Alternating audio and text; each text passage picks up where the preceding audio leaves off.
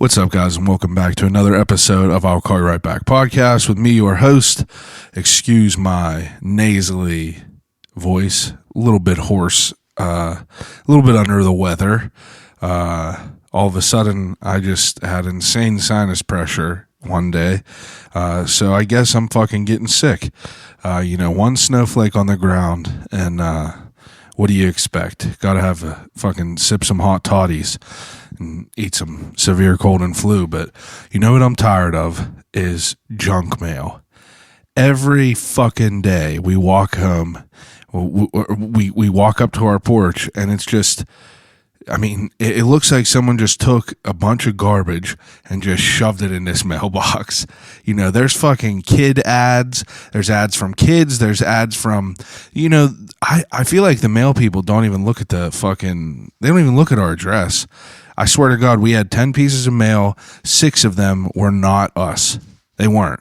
Just weren't us. But I think it should be illegal, People really, I recycle, I take time to recycle.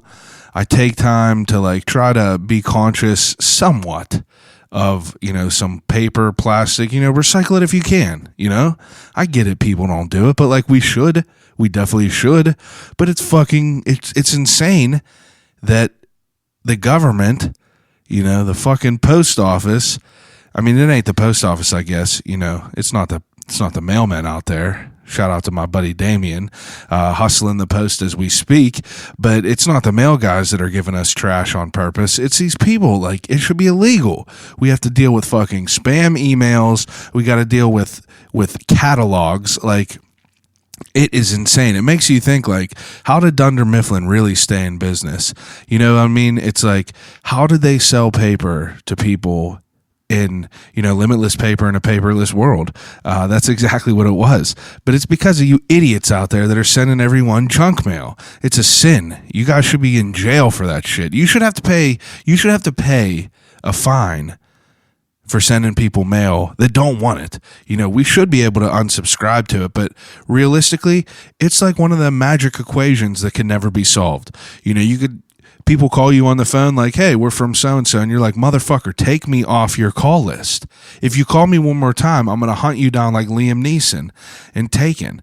And it's crazy because, now we don't really have to deal with that. It's usually robocalls now, but what the fuck? Why is it a thing now? I don't know. Sorry for the rant, but we drove out to see a house. Me and Antoinette are looking for houses. This house was trash. This driveway was literally on a 50-degree angle. You know what I mean? And from the photos that you look at online, you can't tell from it. And, we pull up here and it's a fucking cliff. You got to Stallone it up this side of this mountain. It's like Everest. You got to climb up there. If you don't have 4-wheel drive, you will go over the hill easily. If you're leaving that house and it's snowing and there's some ice, you're over the hill 100%. But anyway, sorry for that rant. I had to go through it. Disney Plus is out. All right. It just came out. I don't know. I didn't look at it yet. I see what was on there. I see everyone posting about it, Disney Plus and chill and everything like that. And it looks fire, to be honest. There's every Disney movie you could think of on there, except for the fucking Paper Brigade. My sister-in-law and I, we loved the Paper Brigade growing up. And I guess, she just texted me and told me it's not on there. And what gives? But you got every other show on there. But I'm going to get that. If you have Verizon Unlimited data, they're giving a year away free. I just found that out, so don't pay for it if you don't have to. Fuck them. Disney's making enough, but go on there and check it out. Disney movies were iconic when we were younger. I can't wait to dive in there. But anyway, enough about me. Let's talk about my guest this week. This episode is very, very special. I've been trying to plan it with him for over a year, well over a year, and we finally were able to make it happen. This week, I sit down with Beedie. Beedie is a legendary name in the city when it comes to the music scene. He was one of, he was always relevant. In any of them waves of the powerful waves of hip hop in Pittsburgh. I remember his name always being up there with like, the other big names that were going on in the city. And he has history with like big name people in the city like Wiz Khalifa, Mac Miller. But he was relevant whenever all this shit was happening. And, he kind of took like a little hiatus, but he came back with his brand new album that just came out. It's called Good Things Take Time. And I'll be honest with you, for someone who hasn't put out music in 4 years, that could be a dangerous thing, because like you never know how it's going to come out. You never know how it's going to be received by your peers, because everything is so different. The music scene back in like 2011, 2012, 2013, 14 is way different than it is right now. Like 5 years ago was crazy. But there's like this new age of like hip hop in the city, and there's this new wave of talent. And Beedie still has that like boom bap, like old school type feel. But I don't know, dude, like the album was so fucking good. He sent it to me a couple days earlier, and I was like, like he hit me up and he was like, I'd love to send it to you so you could listen to it before we talk. And I was like, absolutely. Like I would love that. And he sent it to me, and I was driving to work. I listened to it to work. I listened to it once during work, and I listened to it on the way home. And then the next day I did the same thing, because like whenever I have someone on here and like they're promoting something or they're doing something, if I could go and do it or experience it, it gives me a whole different way of speaking with them. Like I experienced their product. Like I'm a consumer of their product. Like I have a review of it in some way. But Good Things Take Time it's really, really good. I was just like, I put it on and I was like, damn, I wonder where this is going to go. But every track is dope. A lot of good features on there. John Quest, Tommy Girl Music, definitely more people on there, but I just can't. I can't remember right now. I'm flustered. I'm half sick. I'm on the cold drugs right now. But I mean, I wanted to talk to him for so long, because like growing up, like I would go to places where he was, where he frequented, Timebomb, Blasphome. I went to a lot of these shows at like Shadow Lounge and shit like that, and I never really got to like know him at all. I always knew his music. I always knew his work. I always knew about like his merchandise. For some reason, his merchandise always stuck out to me. I remember he had like a Varsity Squad gray crew neck that I loved. He had, but he was the first dude with Bic lighters. You'll hear about us talking about this in the interview, but Beedie was the first guy I remember to like have like merch is like Bic lighters, and who's to say if he's the first or not, but that's the first one that I remember that I was like, damn, that's fucking dope. And that's what made me want to do it whenever I was running a brand and shit. But I had a great time talking to him. Like he was a fantastic dude, and I'm so happy to like be able to, I'm so happy that he wanted to speak with me. I mean, like whenever you have people in the city that like have ever done anything, like I was telling my wife, like I used to pay money to go to these people's shows and, to go experience their creativity. And I never was able to like give anything back to them as far as like my creative side. I didn't do music or anything like that, but all these people like, you go to a live show and it's so like, it's such a powerful experience to go see that, because it's like when people are making music, they're pouring everything they have into these tracks, into these songs. And whenever they're up on stage performing them, it's a different feeling. And I was never able to do that. Out of all the shit that I've tried in my life, I never like did music or anything, but I was always a fan of their work. And it was just a real pleasure to like have him in here. And it was an honor to talk to him, because he has a wild story. Like he came up with Mac Miller in the beginning, and like that's super interesting. But like they kind of split ways, and like their trajectory was different, but like they just have it's a very interesting story he has with the way he kind of like maneuvered his way through the music scene. And he has tracks with like Mac, Wiz, but like he's put out like I think he said he put out like 10 projects, 11 projects. Like he got a good catalog of work. And this new album, I mean, it's like he never left. So without further ado, episode 95 of I'll Call You Right Back podcast with Beedie.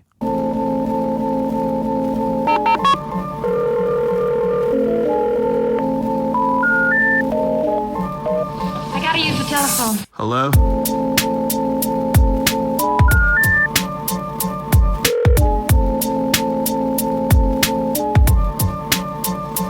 Telephone. I'll call you right back.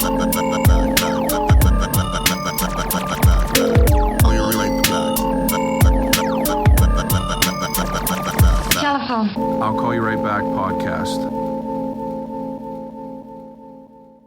No, that motherfucker made me go to his house. But I think he was, I'll make exception for people. Yeah. There's people that I don't expect to come to my house, like Big Germ. Like, Right. I was trying to link up with him, and he didn't even want to do it in the beginning. He was like nervous about it, but Justin Boyd. I do, yeah. Yeah, so Justin Boyd ended up linking me up with him. Went to ID for that. Noah went there, but Noah has like a museum at his house. So Yeah, the Battle Monkey Museum. yeah, for sure. it's worth going over there. Appreciate it. Of course. I did a lot of research for you. Oh, that's awesome. Way more than I think I've done for other people, because I mean, this is probably the longest I've ever been without. This is the longest we've ever like tried to tried to get this something for sure. And It's been quite a while. What am I doing? I'm so disrespectful. I'm not do you even gonna mean? drink this right now. I know I'm about to open the like warm one that All I right. brought myself. All right, so before we even get into all this, I do an opening segment with all the guests. It's called What's in the Cup. What's in the cup? So what's in your cup? My cup is a plastic bottle, and inside is Deer Park water. Yeah, do you prefer ice? Nah, I Sure? prefer straight out the bottle. Yeah, Me too. Right out of that. I'm real basic. Right I out like of my that poisonous Starbucks and my Deer plastic. Park. Deer Park water, we talked about, you said it was basic, but like, I mean, there's a lot of people that have chosen Deer Park water because it's good. It's the best water. I think It's it a is fact. too. There's only one other kind of water that I liked more than that, and it was this old ass water that they used to hustle out of Sheets. It was in this like crazy, like weird bottle, and I don't know what it is or if they ever made it again, but it was fire back in the day. Yeah. So I've been researching you, and some wild shit I just came up with in the last few minutes. So whenever I was Googling your name, all right, I Googled Beedie, Pittsburgh, and it said other people that have been searched. Who do you think the first name comes up? Can I take a wild guess? Yeah. Is it Mac Miller? Nope. Oh, wow. It ain't Wiz. Okay. It's fucking Barry White. Oh, yeah, I've seen that, but why is that? I think that's an accident. That's why I was going to ask you. Yeah, I don't know about that. I had no idea. I've seen that before. And then as I see that, I was like, Barry White. I was like, is there like samples or some shit like that? And then I start getting a little bit deeper, and I see that you have a pretty talented family. Yeah, so we're going to talk about my grandma is Mildred Miller, the opera singer. Yeah, I'm not even pretending to know that I know For about sure. who any of these people are. So elaborate a little bit. Okay, so I know as much about opera as you probably do, which Yeah. is next to nothing. My Yeah. grandma's been my grandma my whole life to me, but She's still with us? yeah, she is. She is 94. Jeez. No, That's wild. she's very youthful for a 94-year-old. Yeah? Kicking ass. She still teaches at CMU. Wow. Voice lessons, but That is crazy. yeah, every time somebody knows about opera, I basically, hey, do you know who Mildred Miller is? And they're like, oh my God, yeah. I'm like, yeah, that's my grandma. So she's a pretty big deal. She's like, I guess, yeah. She's supposedly, she's not like a top 10 opera singer. Whatever, but she's a big deal. She's like infamous in the especially Pittsburgh world of that. That's dope. I had no idea about that. So I'm sure that kind of opened you up to a little bit different avenues of music. A little bit. A little bit. I'm sure that growing up, you hear some random shit. You're not just, I grew up on Led Zeppelin and fucking, The Doors. I don't know if that's, what'd you grow up on? I grew up on hip hop mostly. Yeah? Like when I started listening to music myself, which was elementary school, Yeah. as young as I remember pretty much. How old are you? 31. Okay. About to be 32, a couple months. Yeah, mostly hip hop, and then in high school I got into classic rock. Did some acid for the first time, discovered the Beatles and Led Zeppelin and all that good shit. All the stuff like that. Yeah. And I also read that your parents were actors. Yeah, they were just small time. Like my Yeah. dad was in a couple movies, and like they were in a bunch of plays and shit. I read something about someone being Days in Our Lives. I think my mom was on that. Yeah, That's wild. I think I like that was like a tidbit. I think she just like had a very small role. Yeah, it said it was and just then, a like, small role. That got ran with because that was like said in an interview, and then like that got reprinted and. Yeah, I mean, Yeah, like that was. it wasn't like a highlight of her, thing or anything. But That's still dope, though. yeah, it's kind of cool. It's wild. It's You just ever heard weird. of this movie called The Natural? The Natural Yeah, it was a baseball movie. Yeah. Pops is in that. Oh yeah. Yeah, he's just a baseball player. Are you a baseball guy? Nah, Yeah, me either. I'm not really. Yeah, I'm the worst sports fan. I liked. Pittsburgh. Yeah, me too, dude. Like I don't watch. I played football for 15 years. I don't watch a game. Yeah. I watch a Penguin game here or there, but I don't give a shit about the rest of it. And it's not anything against Pittsburgh. Obviously, I wear all this shit, but I just don't want to sit there and watch a fucking baseball game. You know what I mean? Yeah, definitely not. Weak. So you grew up. What'd you say? Shout out to the Pirates. Shout out to the Pirates. You know, we respect it. Yeah. You know, you guys are out there just getting it. You know, work your hardest. Steelers, I guess, are doing good. They beat the Rams. Yeah, good for the Steelers. You know, I heard love about the that today Steelers. from all the old fucking guys I work with. Yeah. They're all pumped about it, but whatever. So, new project out. New project's out today. I'm glad we're Good doing things this take the day time. of. Good things take time, just like this interview. Just like this Yeah. interview. And that's why, Crazy. like, I know it was building up, and I was like, like, this is just, it's going to happen when it's going to happen. So I just been, I don't usually ever have a notebook of shit to write down. That's amazing. But I usually, there were certain things that I was thinking of that I just like wanted to write down and kind of bring up. That Barry White shit that was kind of threw me through a loop though. But Yeah, I don't know about that one. Yeah, so we started talking about doing this, I guess, all the way back in 2018, like August, I want to say. Yeah. And I remember we were texting the day Malcolm passed away. And at that moment, I was like, I don't think I'm ready to talk, you know what I mean, in a public. Obviously, I wasn't ready to talk about that. It was And before though, right? It was before. We were already discussing. Yeah, And I was we were gonna texting say. back and forth that day. I was like, I'll let you know about whatever weekend. Yeah. And then I just kind of ghosted a little bit because I was like, well, I'm definitely not ready to talk about this. And at that point, I was going to come on just to kind of talk about history. Like I wasn't even really making music Yeah. at that point.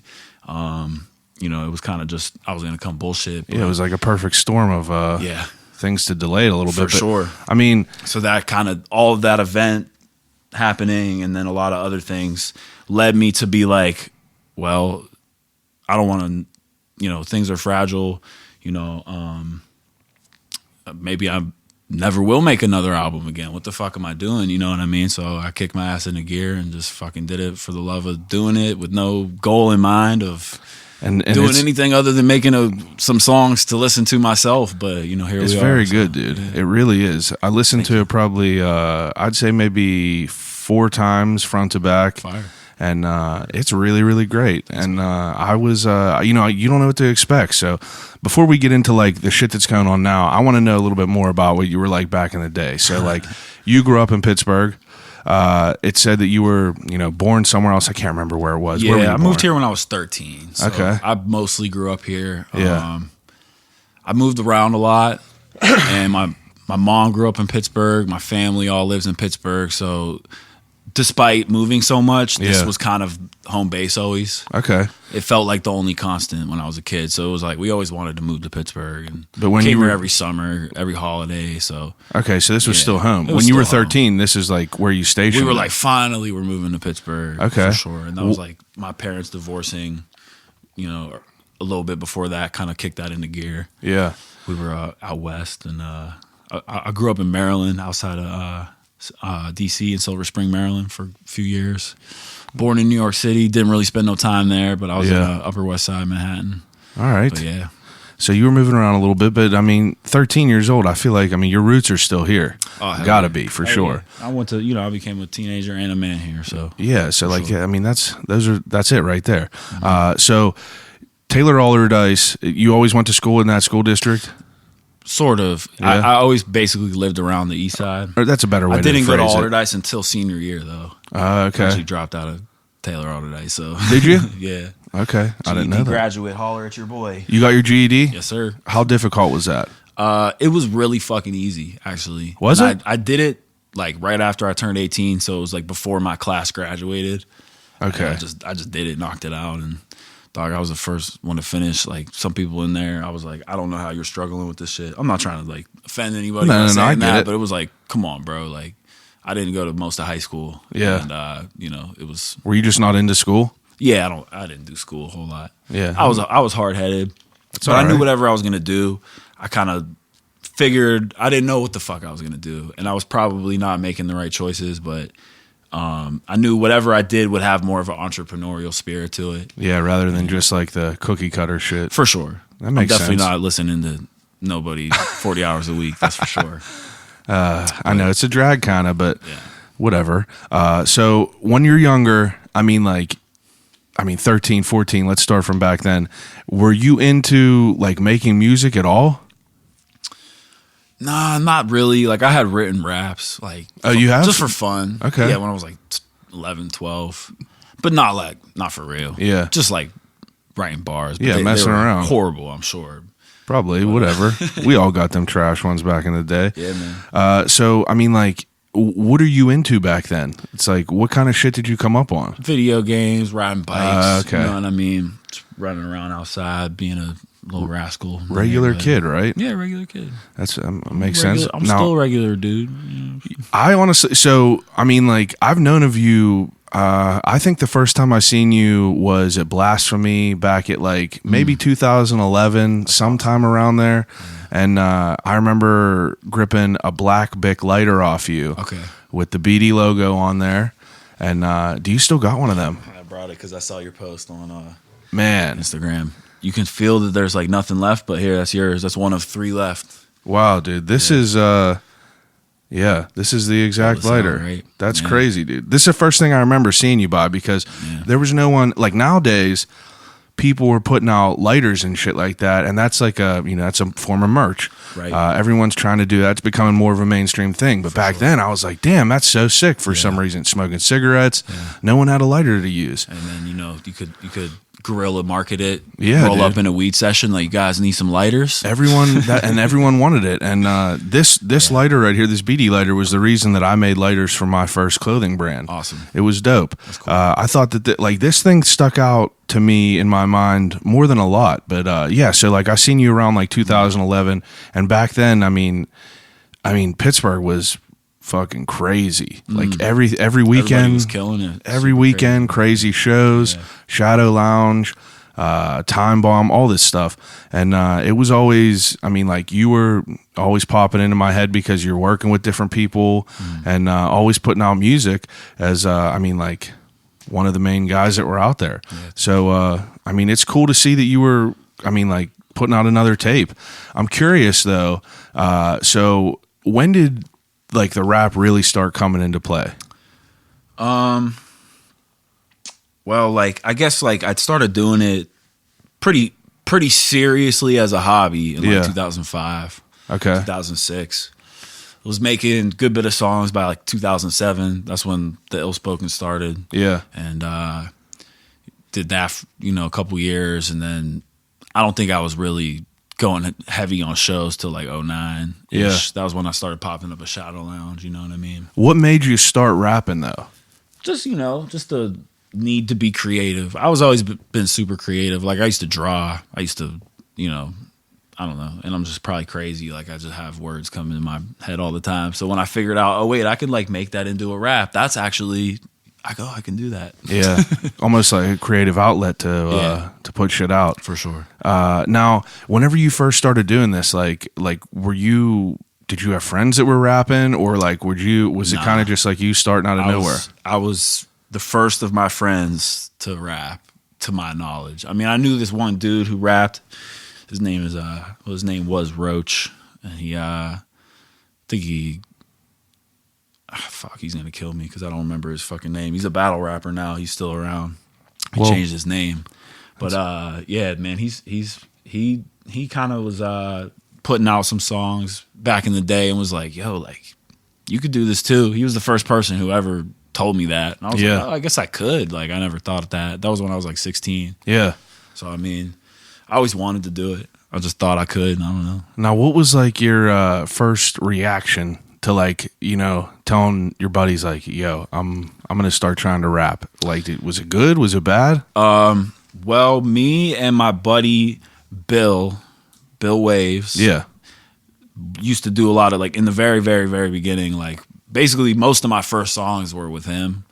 You know, I had a mic and I'd be like, come over, and I'd like make him rap. He didn't even want to do it back then. You know what I mean? And we just do it for fun though. We just fuck around, drink a 40, Yeah. smoke some blunts and fuck around. We were young. We thought we were cool. We were like, we're so ill. We're lit. And then I played, like, it's so funny. Like, it feels like I'm name dropping people, but this is literally just like my homies. Yeah, people you come up with. Yeah, so then like Willie Whips, Will Carlson. Yeah. You know, I told him because he's always been like a huge hip hop head. I was like, yo, I've been making songs. Like, let me play you some songs. And they were horribly recorded and shit. And he was so amped on it. Like, wow, one of my friends is making music. Like, this is so cool. And then like we started messing around, which led to the formation of like East End Empire. Yeah. Which was, you know, me and Will's like joint venture essentially, which turned into, you know, me and Mac as the ill spoken, plus like a lot of the members of the 58s were all in this empire. Yeah, that now whenever you're like whenever you first start doing this, like how are you getting the knowledge? Palermo Stone. Yeah, Palermo's up in there. Like whenever you're first doing this, like how are you guys getting into like recording and shit like that? Was there anyone that was doing the recording? Or like how did you like learn how to do this shit? Dude, I just had a fucking computer that had GarageBand. Okay. I'm from the generation where, hey, they just gave you recording software if you had a computer. And, yeah. You know, fuck, sweet, now I can make songs. Kind of just went from there. Someone had a microphone from like, you know, Guitar Center. It was like $100 and let me borrow it. It's horrible. It had like a dent in it. You know what I mean? But it's a character. Made it work. It was hanging like this off of like piece of tape or something. You know, like, I don't know. It's always interesting to hear about like the beginning of someone's, you know, your career, I guess you would call it. But it's just like It's weird because in the beginning, whenever the first person to do something does it, you know, it's scary. You know, like I didn't know anyone else that was like doing shit like this, and it's like people kind of just like brush it off in the beginning, and then like a couple years later people see that like you're still in it, you're still doing shit, and it's kind of like gaining traction. But like it's cool to see that like someone kind of just said fuck it and started doing it, for sure, making shit happen. What are you listening to back in like, you know, 16, 17? Some classic rock. Like, yeah, that was a little earlier. I was like going through like, you know, my discovery, all that. Like I was like 15 even. A lot of Dipset. Okay. You know, shit like that. Makes sense. Black Star. Yeah. Shit, you know, all types of like shit. Yeah, all types of like underground early 2000s stuff, like Raucous and all that stuff. I was heavy into. Where are you getting your music taste from? Taste, I don't know. I mean, I had one of my older cousins was real into like, you know, hip hop and shit. He had like, I mean, I'm not like this isn't like my artist, but he was into like Cool Keith, you know what I mean? He had like Cool Keith posters all over and shit, and he would always try to put me down with shit when I was young. Yeah. And then, you know, I lived in, you know, Silver Spring. They had like 5 fucking rap stations where we have like 1.5 or something, you know? Yeah. So. Yeah, we have like a half of one now because Whammo don't ever get service anymore. Yeah, Whammo's the shit, but yeah, the service can be limited. But, yeah, man, like I used to just chill by the stereo when I was a little kid and just like record little shitty mixtapes on like a blank cassette tape and just find all the songs. I was like, oh, this song, and just record it. And that's wild. Run around with a boombox. I've only made one actual cassette tape mix once in my life. You know, I was kind of like past. I'm showing my age for sure. That's all right. You're fucking 2 years older than me. I only did it once. Yeah. But I mean, it's weird because.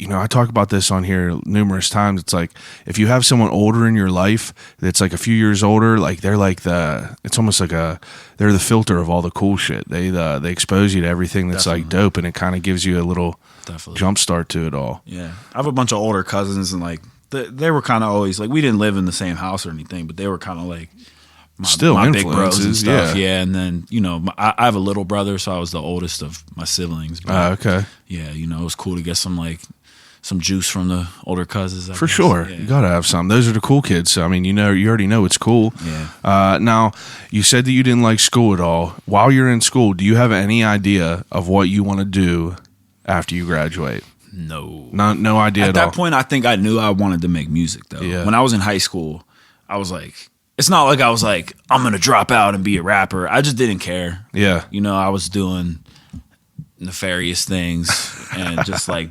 living a reckless existence, more or less. Things were pretty reckless back then for a lot of my crew. But now you're in school and shit like that, and you said you dropped out. It's like you dropped out of high school? I did, yeah. I dropped out. I was 17. I was senior year. I mean, I pretty much just like had to show up to finish, but I was just fucking. Yeah, I mean, I wouldn't condone it, but that's what I did. Yeah. Yeah. And after that, you did the GED thing? Did the GED, and why? What made you want to get that? Just to have just it? for like a job security reason. Yeah. You never know. Yeah, you never know. I was just like, all right, well, this is equivalent. Might as well right? get this. Yeah. And after the GED, like, what was the plan of everything? Oh, zero plans. Zero plans. So what the hell were you doing? Just being 18 and a little rebel. Yeah. A little hellraiser. And you're making music pretty steady during this time? Yeah, I was like starting to. That was like kind of the early.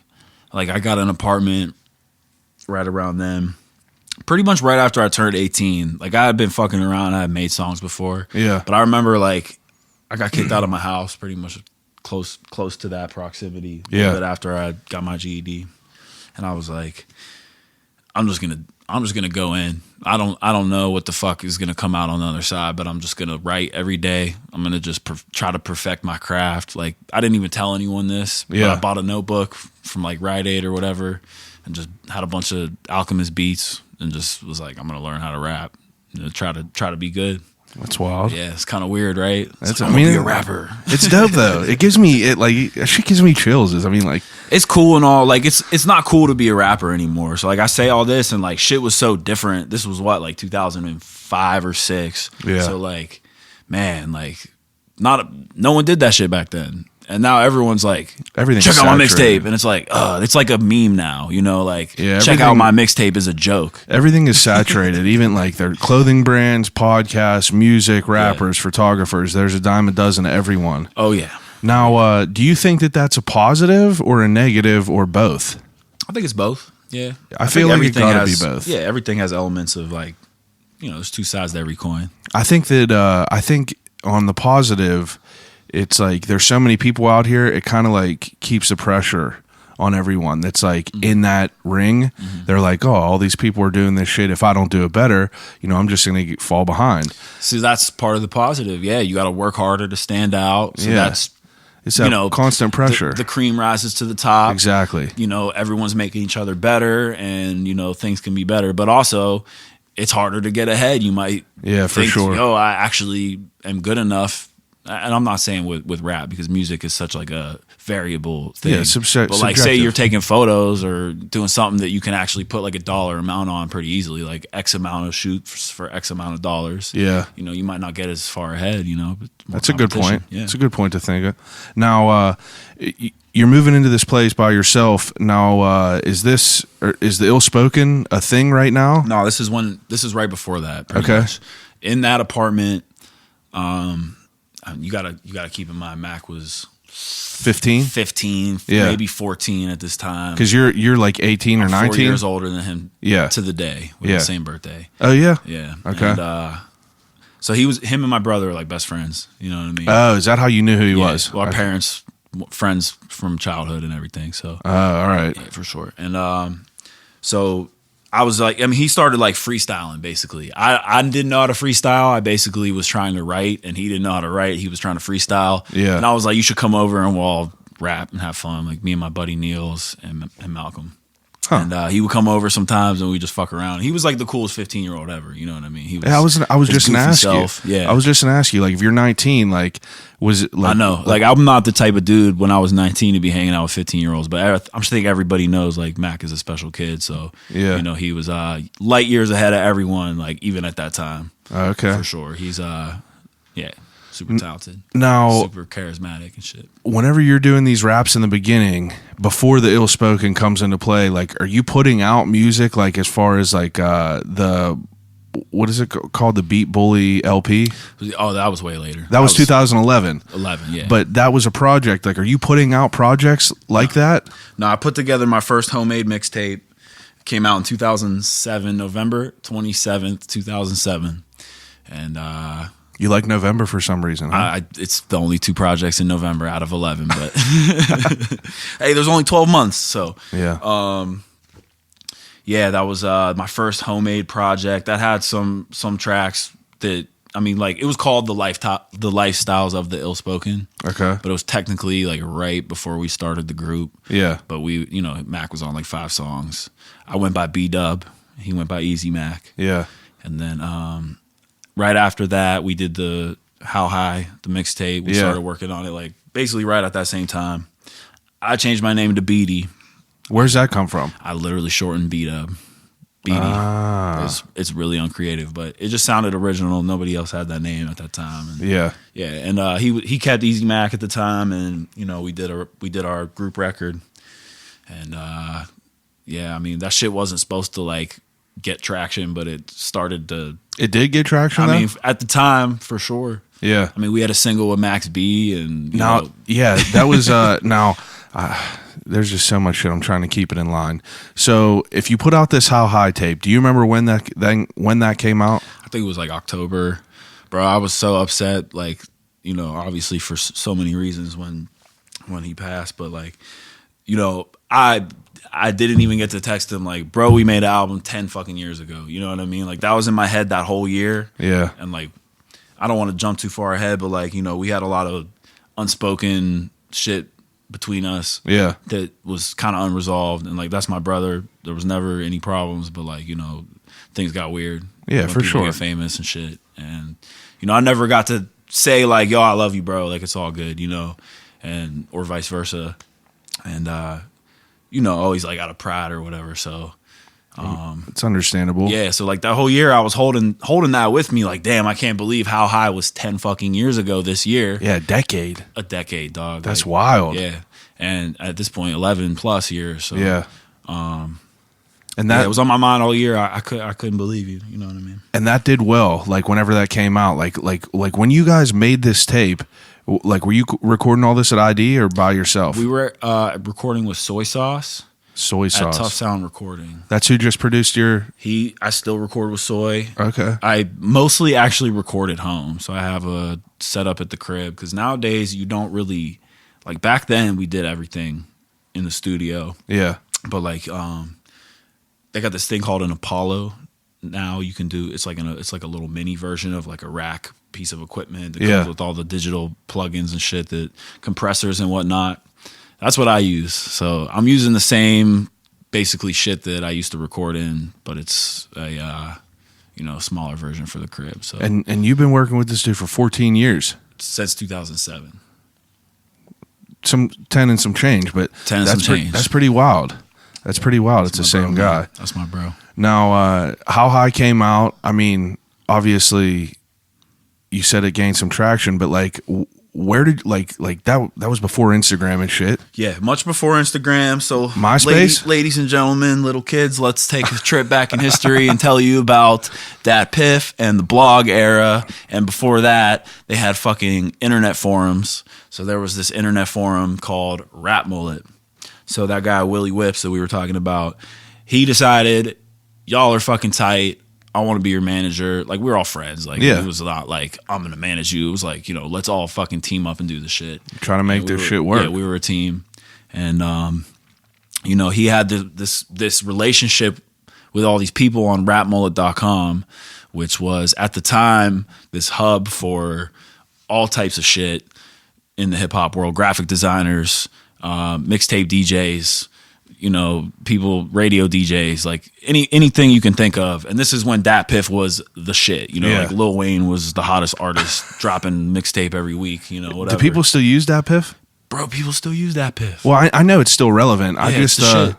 I was just listening to one of Tree J's How High tapes on there, I think, but I didn't know if people I didn't still put like, this on Dat Piff, but yeah, I mean, I love Dat Piff. Honestly, I can't get it to work on my phone, but you know what I mean. Yeah, it's always been a little bit touchy, but I like was not part of that forum phase. You know, Right. like I've never like looked up shit on a forum ever in my life. I got to be honest, neither have I. Yeah. And like I wasn't like anti-internet, but that was a foreign concept to me. Like I was like, I'm in the streets. I don't need the internet. Like, I think it's we also had someone to like we had that person. It was almost like Tank from the Matrix. It's like we had our guy that did that and did that better than anyone else. that was kind of what it was. He was our conduit Yeah. to the digital world.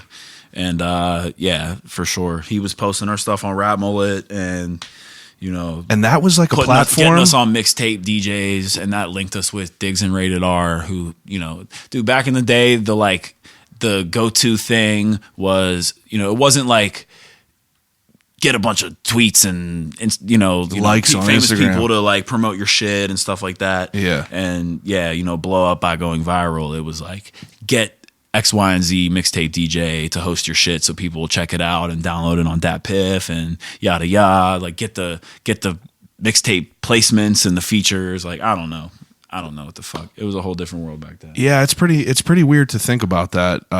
Nowadays, everything is about like just what you said, finding someone big to promote your shit, Right. getting a bunch of likes, which brings me to something that just popped in my head. I just read the other day that Instagram is supposedly going to test out Taking the no away the likes. likes, yeah. What do you think about that? I love it. I think it's good, right? I mean, I personally let's take me and you out of this equation Yeah. and like the entrepreneur. I just think that it's good for the forthcoming generations Yeah, who are like learning that shit is weird. It's just a weird way to grow up, I think. It Just is to, weird. to think that everything is based on these digital likes. Like you ever watch Black Mirror? Yeah. So like the chick from Jurassic World. Yeah, Yeah. everything about your social media For sure. refer Yeah, ratings and ratings shit. with your life. Oh my God. It's weird That's where because we're headed, you know? I feel like If we that don't change we're that like you and I are like probably like the last cutoff of like, you know, growing up without a cell phone. Right. And having, I mean, if you think about it, our last fucking baby pictures are probably still on film.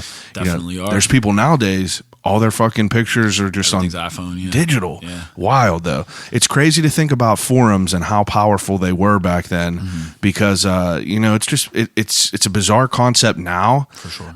Even though there's Reddit, which is like the biggest forum of all time. I love Reddit, by the way. Yeah, it's the I'm shit. just getting into it. I've never really got into it. I'm There's just some- getting into it. There's some cool shit and there's a lot of weird shit. A lot of fucked up But, shit on yeah. there. A lot of Definitely fucked up shit on there. Don't go too deep on Reddit, but there's like if you get a couple good subreddits, and you Yeah. like, you know, you can get. I subscribe to like the Star Wars prequels memes. Yeah. Are you a big Star Wars guy? Oh yeah, of course. Okay, well, that's because Noah was like, I don't want to hear about the fucking Office I saw, yeah. and his new tape the whole I time. love The Office too, but Yeah, The Office is great, but you know who just put me onto a funny Reddit page was you know, Billy Hoyle from the Soil. From the Soil. What were they called? Ungrateful beggars, and it was hilarious to me. Just funny shit. But it's like I said, the forums though, it's a crazy time. So where are you doing? Like besides for you posting all that shit and like getting whoever to post on these forums, it's like well, also I don't mean to cut you off, but I think what you're gonna ask is what else were we doing to get our music out there? We would print up mixtapes and then like bring them to stores. We took trips to New York City. Yeah. Went to Chinatown to every bootlegger, passing out like, yo, we don't want money, just take these mixtapes, Yeah. give them away. You know, we had our contact on there and shit. Like Will still gets calls, like, you know, because his number's on all these fucking random mixtapes like circled around. And he's like, sorry, I can't help you. Like, yeah, the mixtape era. It's Yeah. people don't even put their shit out on tapes now. Yeah. It's kind of I know. bizarre. I mean, like I was thinking about doing. I mean, you can't do a CD anymore. I mean, you can. Some people will buy it, but it's almost like So it's not a old enough to novelty. be nostalgic, but like it's kind of just outdated right now. Yeah. Like in 2018, I heard more vinyl was sold than CDs. It's true. So like that's a more of a collector's item, or like I probably a got cassette would even be 60 records right there. I got one CD I and have that about. exact same fucking record shelf, but it's the sixth That's because everyone in the Yeah. world shops at at IKEA. Target. Oh, I got mine at Target, bro. Oh shit! looks exactly Target the and same. IKEA non-compete. Anyway, but it's bizarre to think that like vinyl is like coming back because honestly, I don't ever fucking listen to them records. It's a process. I do all the time. You know, I mean, like I'm not someone, but listen, I'm going to be 100% honest. I was never, the diehard, music guy. Never. I'm more movies. That was my wheelhouse, was movies. I dig movies too. Ever since I was young, growing up. But like, I've listened to Ready to Die probably 1,000 times. I still don't know all the words to like a lot of Biggie songs. Yeah. And Don't matter, though. it's interesting to hear though. But like, Everybody enjoys music differently. They do. Some people don't even try to memorize shit. Like I don't at all. Yeah, you can. I don't give a fuck you can still about love it. it just as much or more as the guy who memorized it, though.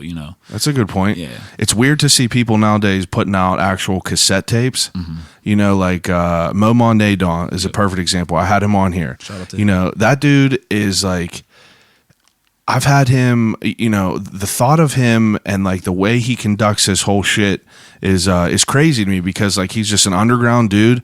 He does like a cassette tape, he does like a 45 or whatever, and it's just like, that's hard. It's almost like setting yourself up for failure, but like that's passion and that's authenticity. You'd be surprised. You could sell those. I mean, you can sell them. Double your money, basically. That's true. Yeah. But it's hard. It's harder than just saying, yo, my shit's online. It takes money to make money, though. Scared money don't make money. Scared money don't make money. And, I mean, it's not about the money for me, and I guarantee it's not at the end of the day for him either. No, not at he's all. got a passion for the craft. That's what I mean. Yeah, and he's a lyricist. Like, that's authenticity. You could tell right there. Like, there ain't nothing, there ain't no bullshit about that. But it helps pay to make the music too. Yeah. Because it's expensive. People don't understand that to make a project like the one I just dropped, that's not cheap. Yeah. You know what I mean? Like, I can make the songs in my own fucking house, and even if people give me free beats, then like you still got to mix and master the shit and post-production and everything else. Everything is just money. And people don't work for free. Like, it is what it is. I don't want people to work for free. I don't want them to do favors. Like, I want people to feel like excited to be involved, and absolutely, like they had a contribution and it was worth their time. Hell yeah, for sure. Now, all right. So rewind back to How High. You dropped that and it's getting traction. Where are you seeing that it's getting traction? Like, what do you mean? Just like, fuck. I mean, this was, I guess this was like the beginning of Twitter. Twitter was out at this point. Okay. Facebook's been out. Yeah. So like, it's going ham on like social media a little bit, but for back then things were different. Like, you could like, remember Follow Friday? Nope. It would be like hashtag FF and then like tag a bunch of people. Bro, like that's spam. Like if you got that nowadays, you'd be like, blocked. Blocked. Fuck out of here. Yeah, and then like people would tweet your link. I forgot all about that. Yeah, dude. Like, you could tweet someone your link and they'd actually listen to it. Like, oh, let me check this out. This person tweeted me a link. Like, how many links do you get nowadays, bro? I have 50 requests from the last like couple days in Instagram, and every single, like, I pull out the ones that are my fans and people who want to talk to me, and I respond to everybody who's actually wants a good response. If you're spamming me for your hustle, that I don't need, I don't need your fucking graphics, because I got better graphics. Like, whatever. There's a special place in hell for the people who comment on like a fucking Kim Kardashian post that say like, new tape or new graphic design right here, just in the comments. Like, why are you even doing that? Just makes you look bad. You know who I want to talk about is this dude Donnie Cons. Do you know who Donnie Cons is? Nope. I have no idea who this guy is either, for full disclosure. But I follow Double XL on Instagram. Yeah. And he posts on every fucking thing that they post. He comments at least twice, and he's verified on Instagram. So he's the one that's always showing up. Yeah. And like, I don't know if he like paid to get verified or something, which I've heard you could do. And then like built a following by doing this, because I can't figure out what he does. I don't know if he's an artist or something. Social media is just a whole different game, dude. Yeah. It's just like, even time, like, down to the time of whenever I make a post, it's like, sometimes I'll delete them 4 times and have to repost them. If you don't get that sweet little spot in the beginning where like, 10 people like it in the first fucking 10 minutes, it ain't never going to get picked up. Right. All right. So that's a good point, huh? It's weird. Algorithms. Yeah, the algorithms. They're terrible. So we talked about the forum era, which kind of like bled into the blog era. Yeah. So some blogs were like Two Dope Boys and like Nah Right existed at that time. And then blogs became the next thing after the forums. So and then we were getting traction on those things. That was now the new avenue that you did. You got your shit on DJ Booth and Two Dope Boys and all these sites. And I don't know if even Vice was around. But I mean, they were, but I don't think they had like, Noisy and all these things. Yeah, the actual music page. Yeah, exactly. So, you know, that was now the route. And then that was around the Ill Spoken mixtape time as well. So those were kind of overlap between those two eras. Yeah. Were you on MySpace? Heavy. Like with that, I mean, MySpace was I can't believe we glossed over MySpace, because I just want to say that's how I met almost everybody like that was in Eastern Empire. Like I met Franchise. Yeah. Through there, we talked and we linked up for a song. Knowing him led us to knowing all them, Vinny. Well, Vinny first, Yeah. and then Palermo Stone later, who was Tip the Ill Spit at the time, and then Will knew Ghosty and Vils, who were the Scholars at the time, who were also in the 58s, and then me and Mayo would communicate on MySpace. So then, like, we were all like, "Oh, everyone knows each other. That's crazy." Like, we all had met separately, and then it's such a weird circle for sure that everyone's involved in. Yeah, so that was the OG MySpace. People would like just hit you up for real, like. Dude, MySpace was wild. I was reading an article the other day that said that MySpace was one of the most pivotal things ever created for the music scene.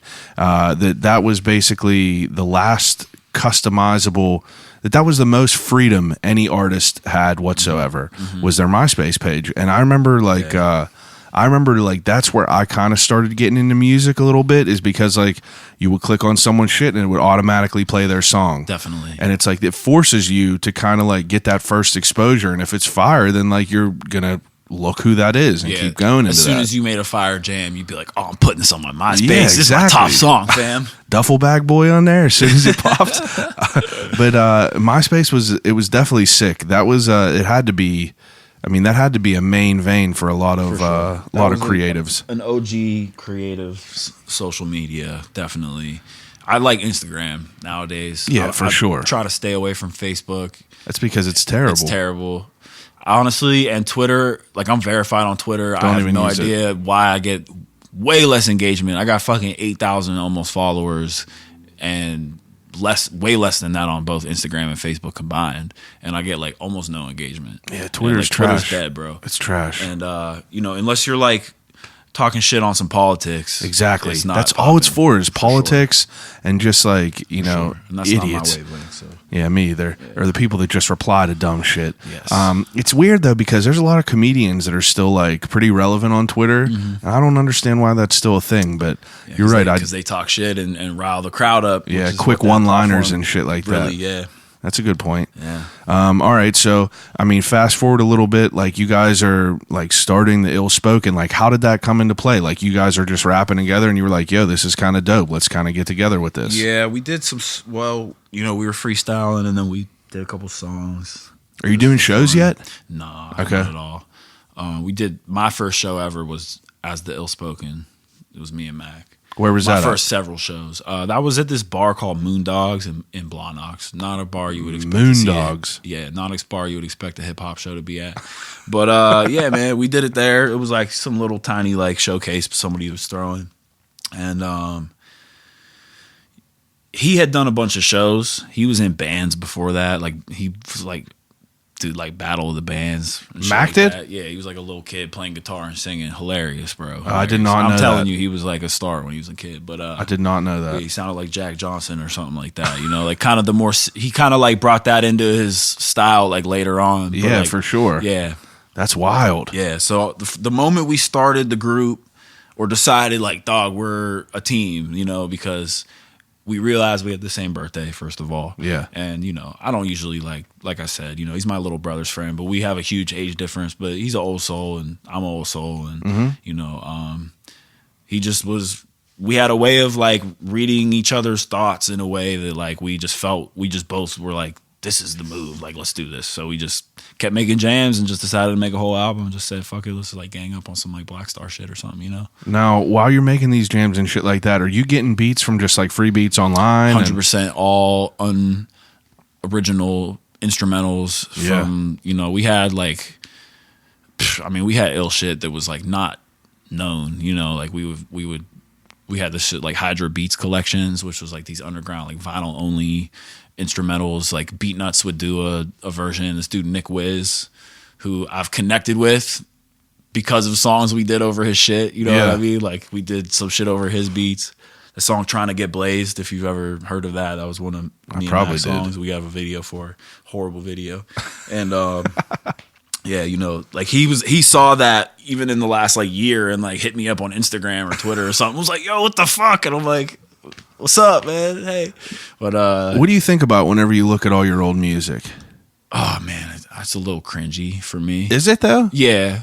Why is it cringy? Well, I talk about it a little bit on the album, but not that it's cringy. I don't say that, but like, you know, as an artist, you know, you always feel like, okay, I got to try to get better every time I do this. Yeah. So when you look at some old shit, you're like, damn, dude, like, how was I thinking that, you know, I now see how I can do things so much better, but I was learning. Exactly. And it just so happens that like when I didn't really know everything that I should be doing yet, I happened to just do an album with a guy who became a superstar. Yeah. And like now everybody knows that. So like, you know, that's just kind of been like has always followed me like a shadow. Like maybe people have a, like not the greatest impression of me personally. You think that?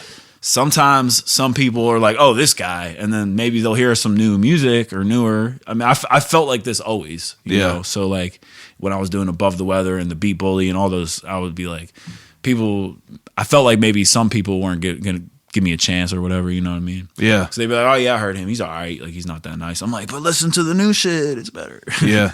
I think it's important for people to leave their history still available for other people. Like from like mine, for instance, even like the podcast is young, very, very young, but like I leave all my shit from the beginning because like I haven't scrubbed anything really. So it's worth it to see the growth, to have like the visual, like the visual validation of the growth, at least in my opinion. I mean, like I like to see how people, like I scrolled through your Instagram and, I mean, we'll get to the hiatus that you took, but like your beginning Instagram, like you had it curated basically just around you being a performer, music and everything. And then there was just a couple year gap.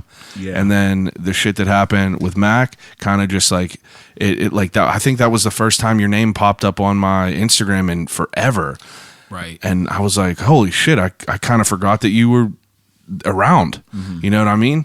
Now, before we get to all that shit and like the present, like what's the process of like whenever you guys started Ill Spoken and you started making some shit happen, like you and that Shadow Lounge era and everything like that? You looking for your phone? No. It's all good. I was looking for my pen, but that's all right. Go ahead, take a second. Shadow Lounge was the shit. That's where I really cut my teeth. And like, I mean, that was RIP Shadow Lounge, man. That was a venue for anybody who doesn't know, maybe listening out of the city or state. It's a venue that was in the east side of Pittsburgh, shut down in 2013. And man, that was like our home base venue. You know, there was nights that had just like jazz music playing and a lot of other types of music. It wasn't all just rap. Yeah. But it was just a very good energy there. Lots of good people there. The owners are great and just very supportive of the music and art scene in Pittsburgh in general. And this is a powerful place. It was so powerful, man. Like every person that I met from there is like still my brother, you know, like, or sister, you know, like I just all the relationships there, like I might not see or talk to these people, and then we run into each other and we're hanging out the rest of the fucking night. Like, oh shit, what's up, dude? It's sick. I've probably been there 5-6 times. One of the times was there with I think it was Ill Spoken was there. I remember Palermo, you, Mac, and I remember who the hell was the other dude? He was some other white dude from Pittsburgh. I can't remember, but I remember that was the first show I went to, and the ones I went to after that were all like 58s. They had to do with the 58s, or like it was Blasphemy shit. But like, I remember going there and thinking like, you know, like, I mean, this is a very, very crude representation, but like, I remember thinking like, this is like the Shelter kind of like, like that's a terrible but representation. Like, I see what you mean by it's a terrible representation. Yeah, people are going to But, listen to like, this and be like, you're "That's- 100% right. Yeah. It was like Pittsburgh's version, because Pittsburgh and Detroit, despite having similarities, are very different places. very different." And like that was our version. Like I just don't really know how to describe it in any other way. It's just like that's where you went for like the real shit. It's just like you went there and like that's where all the authenticity was. It's like I just remember seeing like all them stages filled up and people were just fucking wild. Like it was just crazy. You know who the X Clan is? X Clan. Yeah, No. they're like hip hop group from the '80s. Paradise Gray, who's based in Pittsburgh. Yeah. He's original member of the X Clan. You know what I mean? Like, from New York or whatever. That's pretty wild. So he would be in the Shadow Lounge all the time, which is legendary as fucking itself. Yeah. You know what I mean? But like, I will never forget, some dude was rapping on stage and he's like, "Boo! Get this motherfucker off the stage!" Boo! And everyone was laughing so hard. I'm like, damn, you got booed off stage by the X Clan, bro. Yeah, I mean, like, and that was like a thing that could happen there. It seemed For like sure. You it was definitely just like had to bring your A game. I mean, you know, if you like, people will go up and just on stage and freestyle. They have like jam sessions where like a band would be playing and it would be an open mic. Yeah. You just go up on stage if you're a singer, you know. Yeah. A lot of like, there was a big like neo soul vibe at the Shadow Lounge. Dilla heavy influence, Jay Dilla. yeah. Yeah. So I mean, that was kind of the energy there, and people would go up and rap, and it was cool, man. Now, your first show was at Ill Spoken, you said, and you said that was at Moondogs. Like, now, how many shows did you guys do as the Ill Spoken? Like, how long did that last? I mean, we did a bunch, but not as many as Varsity Squad did. Yeah. Ill Spoken was really active for like 2 years, if even that. Then was it that he just started kind of taking off a little bit? Yeah, we're both kind of like alphas. Yeah. You know. And that's just, yeah. and I understand that. I mean, like I understand that you guys got history, whatever. It was way. mutual, you know, at the time. Like, Yeah, that's my brother. Like, we wanted to do our own music. Okay. It wasn't like any like Animosity. No, It never. was just like I'm going this way, you're going that way. For sure. Bet. Yeah. And that's But it wasn't like so much like, oh, like let's, you know, it was all love. We were all the same crew still. But yeah, you know, obviously shit's weird. Yeah. After a while, when people get famous, you know, Yeah. money changes, you know, the people around you, even if it doesn't change the person getting the money. So for sure. yeah. Now, whenever you kind of like broke off and you guys took at solo paths each, it's like, where was your mind at with this? Like, did you have like, I was kind of still doing it for fun at that point, really, to Yeah. be 100% honest with you. And I was like hustling and all that stuff still. So I was not really taking this shit that seriously, other than this is something I do. yeah, And he was dead set. I'll never forget one night, kind of early on, so we're rewinding, but like Max said to me, like, he almost got in a car accident. He stole his parents' car, come drive to my mom's house, and we were gonna like write a song. And we're just like chilling in the car. He's like, dog, he didn't have a license at this time. He was like fucking 15, you know? He's like, dog, I pulled out of the intersection, taking a left. I almost got hit by a car. Dog, all this shit would have been over. And I was like, what do you mean? He's like, all this shit we're about to do. Or he said, I'm about to do, you know what I Yeah. mean? And I just like looked at him and he's like dead serious in his eyes. I'm like, this motherfucker is delusional. You know what I mean? Like, Yeah. he's dead set on whatever his, like that, but that's kind of the like delusion you have to have a little bit. Absolutely. Like, he fucking was like heart set. I was like, okay, cool. Like, I like rapping, you know, but it was still more just like a hobby for you. it's a passion and a Yeah. hobby, and I never saw it as like, let's do this for a career. But like, you know, he definitely, you know, took a lot of steps, and I mean, like, never stopped inspiring me. Like, seeing him perform as Mac Miller on like the Blue Slide Park tour, you know, after having a #1 album, I'm just like blown away, you know. So Yeah, I mean, like you see the shit from the beginning. It's probably crazy. fuck yeah, bro. Now, you're like, I remember, I think my first exposure, like, to you really was like Above the Weather. Okay. The Cloud Life, I remember watching that video and thinking, like, this is the wildest shit I've ever seen. Yeah. And I remember thinking there wasn't no one in the city that was putting out visuals that were like as bizarre as that you put out. Yeah. Now, where does that part of you come from? I mean, like your music, I feel my like love for movies, man. Is That's it? my love for film? Okay. Yeah, not even just movies, but just film, just like the visual media. I just fucking love it. yeah, I mean, like the Cloud Life was dope. You had another one with them, like The zombie one. that one. Can't forget that. the zombie one. But I'm talking about the one where you're on like the leather couch. Yeah.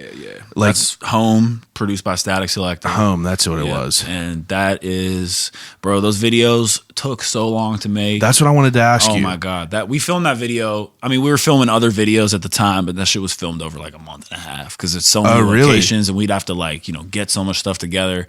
But yeah, man, I mean, I had linked up with this dude who was just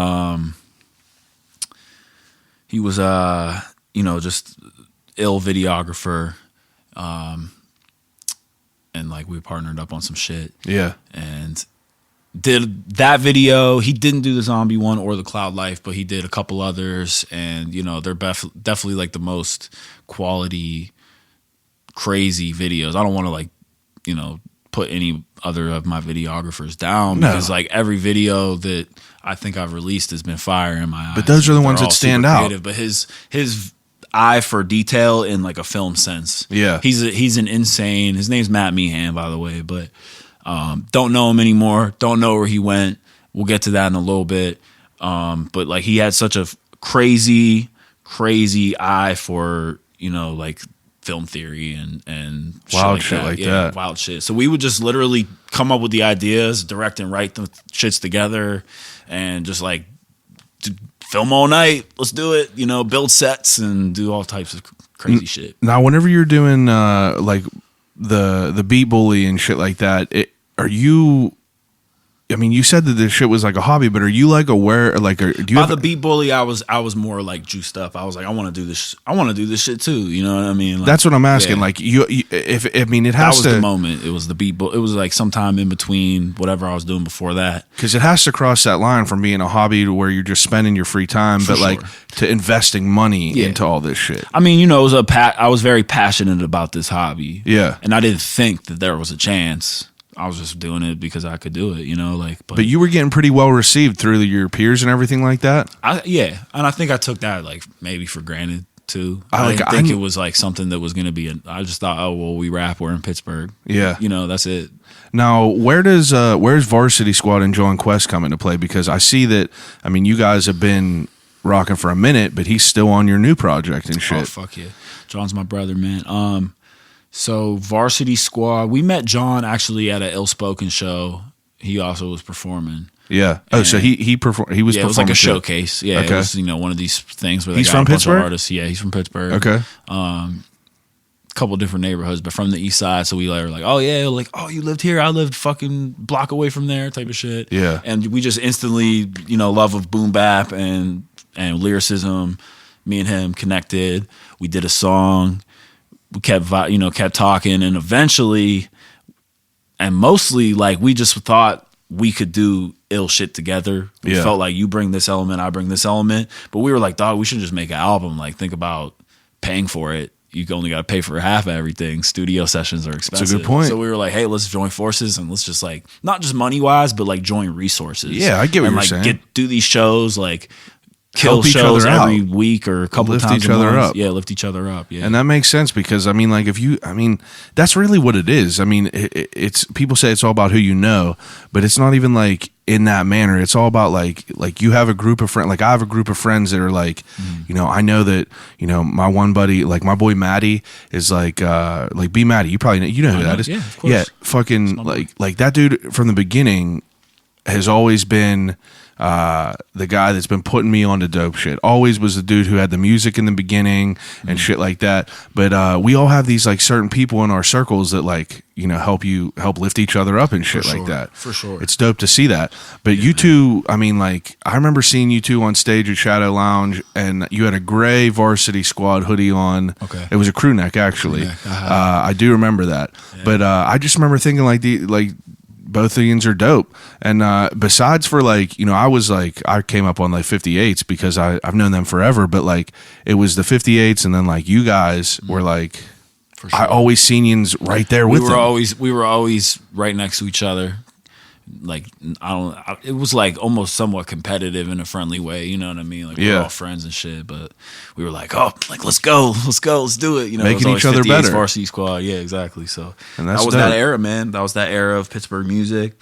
You know, Wiz and Mac were doing their thing nationally, and then people were looking like, well, what's next? What's coming up? What And year like, is this? You'd say this was 2012? 2011, I think, at this point. Yeah, when they dropped their first project, maybe was that time. And the Beat Bully was also 2011. So When did Wiz even start popping off?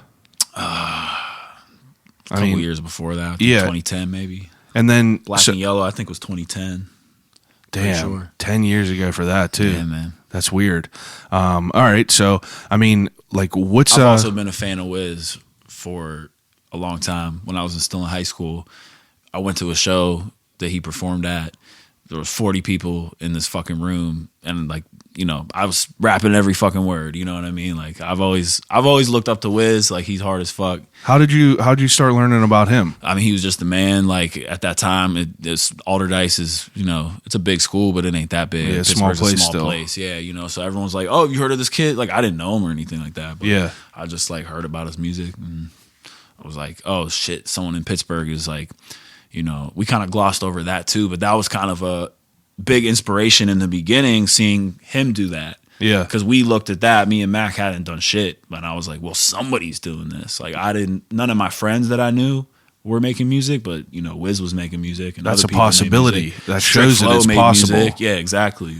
So that's the way I was looking at it. Like, I could do that too, maybe. Yeah. Type of shit. Now, in the beginning, like, whenever you guys are doing that, like, does he like notice you guys are making music and shit like that? Was that before he like kind of Wiz? blew up? Yeah. I think he knew who we were. Yeah.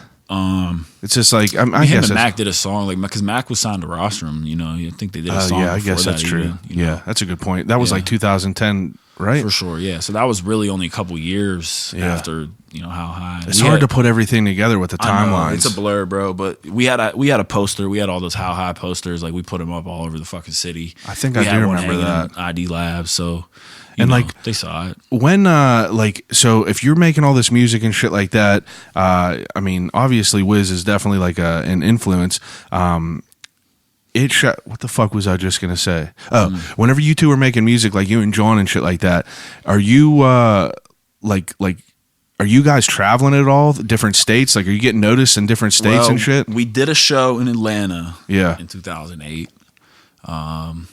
Someone flew us out, and that was it. Like, we didn't get paid, but they were like free, you know, hotel and shit. So Yeah. that was cool. That's definitely dope. Yeah. We opened up for Soulja Boy in Pittsburgh. Wow. Bro, that was like one of my first shows. It was like thousands of people. It's weird as Soulja hell, Boy. right? Yeah. Where was that at? Pisa. Pittsburgh Indoor Soccer Arena in Cheswick. What the fuck, right? Random. Wow. In summer 2008. I've been there. Yeah. Jeez. It's weird. I mean, it's big. They had it sectioned off because that's fucking gigantic. If Yeah. it was full. Like, Soulja Boy ain't bringing that many people. Yeah, they had whole festivals up in there. Wow. Soulja Boy, that's Soulja crazy. Boy. Weird pairing, but we actually won a contest to fucking get that. Like, we had to perform the fucking concert for the contest was more lit than the actual show. Like, we had a blast. You know, it was like small. You know, Is few that people? Now you just got to perform. You guys didn't get paid or nothing for that. No, we didn't get paid for that. Fuck no. All right. Yeah, I mean, I had that would no be idea. cool. That would be cool. We had to fucking sell tickets. I mean, I didn't have to pay nothing. It was just like, that's here, true. sell these tickets. Yeah, we were young and, you know, wet behind the ears and shit back then. Now, as far as like you know, kind of like you two figuring shit out on like how to do things like coming up. It's like, is this pretty much just trial and error? Yeah, for Yeah. sure. It's like, There was no like guide back then. You know? I guess, There but was no nowadays, basically there is. Well, nowadays you could go YouTube and fucking say how to blow up as a rapper and like, hey guys, it's Chad here. I'm just gonna tell you how to blow up as a rapper. Why you gotta say Chad? Well, I usually say Vince. You know, that's me and like me and Bamboo's inside joke. Hey guys, Vince here. But Well, that's all right. I'll yeah, take it shout as a out to compliment. DJ Bamboo. But, Everyone always talks shit on Chad and Brian's. Yeah, those I are know. always the memes. I mean, we got really white names. You know, what can Yeah, we do? Yeah, that's all right. Yeah. I honestly didn't know that was your name. Yeah. Like I said, you have a very very it's a powerful name. Thank you. But so I mean, you guys are making your way through all this shit. Let's say, I mean, like, what year are we at? 2015, around there, probably somewhere around there. Well, we were talking about the Beat Bully. Yeah, that's 2011. Yeah. 2012 was Above the Weather. And I didn't mention this earlier, but we were talking about the lighters for Above the Weather. We printed those on flash drives, which was another thing I saw that. up. So people didn't fucking get that back then. But we were like trying to think of what the next shit is. Like, oh, what do we do? What do we do? We saw KRS-One had a Criminal Minded, the BDP album. Yeah. It was on like a flash drive off a gun. Weren't your flash drives on vitamin water flash drive cards? They paid for that. Oh, did they? Yeah. How do you even make that happen? I just got like a deal with them. I don't know. That's wild. They would drop off. They were doing this for a lot of people in the city at that point. Yeah. Not money, but they would drop off cases galore, bro. They would. I'd text my boy. Not even my boy, but like, you know, this dude who was my connect there. I'd be like, yo, Bobby, what's up, bro? I need some vitamin water. It'd be like 10 cases on your door by the morning, fam. Like, I was just like, get home and I got all this vitamin water. I'm like, hey, mom, sorry for the mess. Like, I do remember them USBs. That's pretty wild. Yeah, so we convinced them to pay for those for promo, you know. So we did a deal. They paid for that among some other shit, you know what I mean? Yeah. T-shirt. They paid for the T-shirts, the flash drives, and like a little X amount for a performance. And you guys like you guys were buzzing. Like you guys were buzzing around the city. You can't get vitamin water to pay for your shit. Exactly. If you're not, right? I mean, like you guys are definitely, because I'm trying to think about like, you know, the way I felt about, you know, how you guys were. Like I felt like you guys were definitely like, you know, taking off with this shit.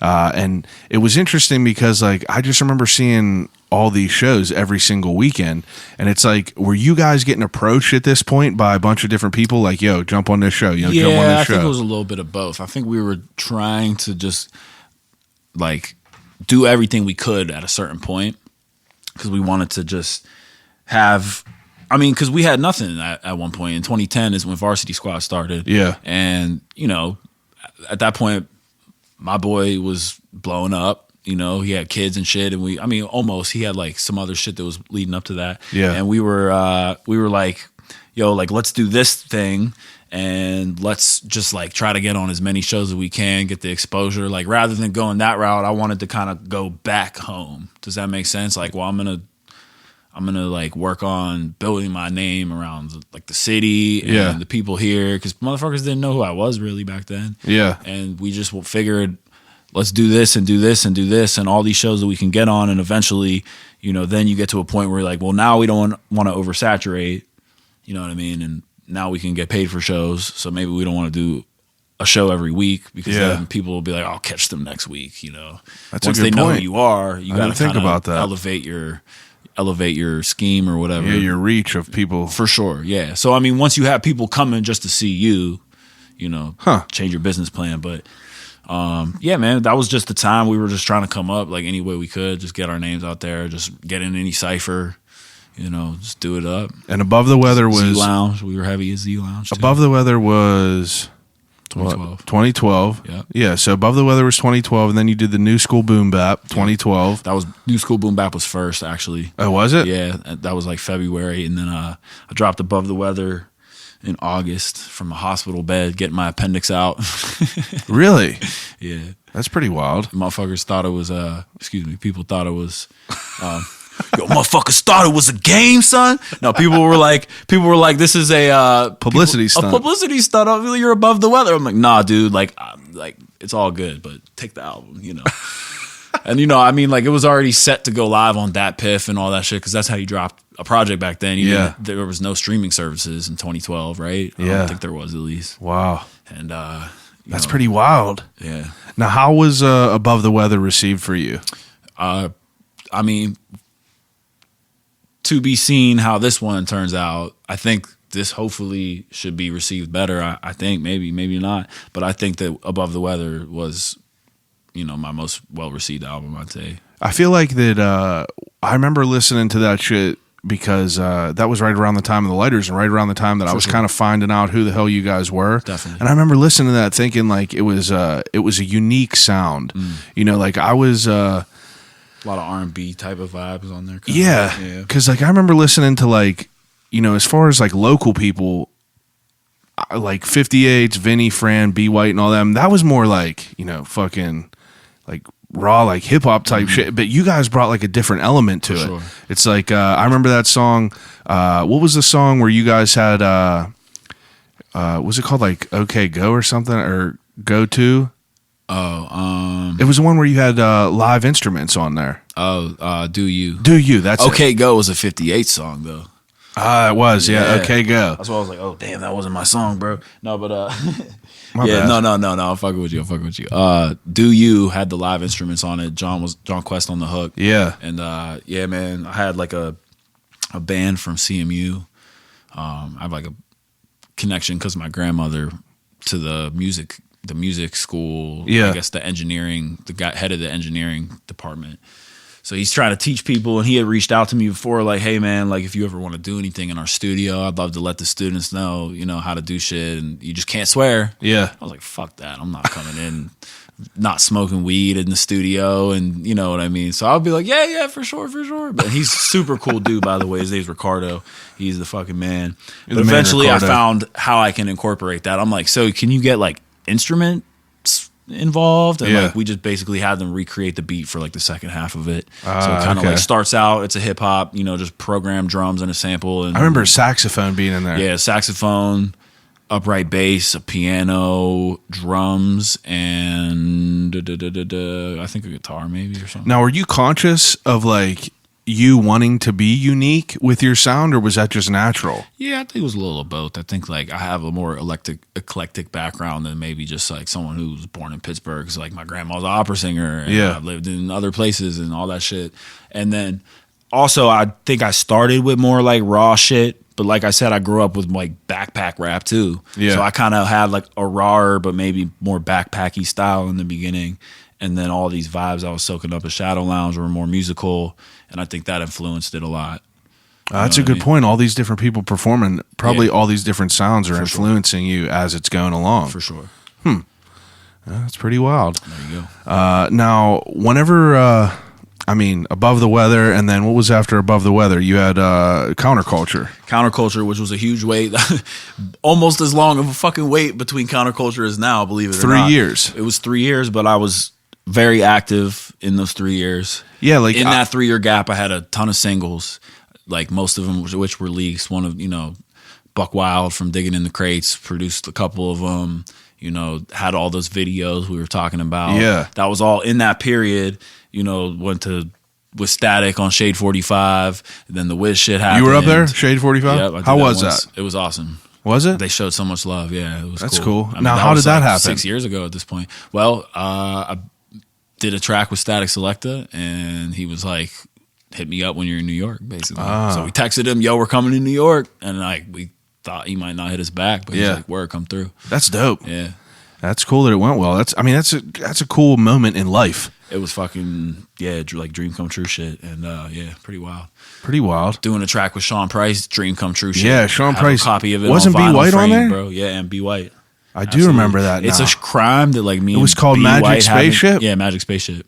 It's a crime that me and B. White haven't done more music together. I know, I really dude. respect him, but I think that there was like competition at that time, like I was alluding to, like that maybe like people were like trying to pit us against each other. Not even me versus B. White, but Yeah. Varsity Squad versus 58s. Yeah, shit was just everyone was trying to get on. But Whatever. I respect him a lot. That makes sense. for sure. You got to respect him. I mean, I'm sure he fucking respects you too. I mean, two people that We've are done doing- tracks every time we hang out. We're like, bro, you're the fucking illest. No, you're the illest. I know, Yeah. dude. I mean, but I understand what you're saying though, as far as like competition type shit. Yeah. It's just weird. People make things more than they are. I'm a human being, like, Yeah.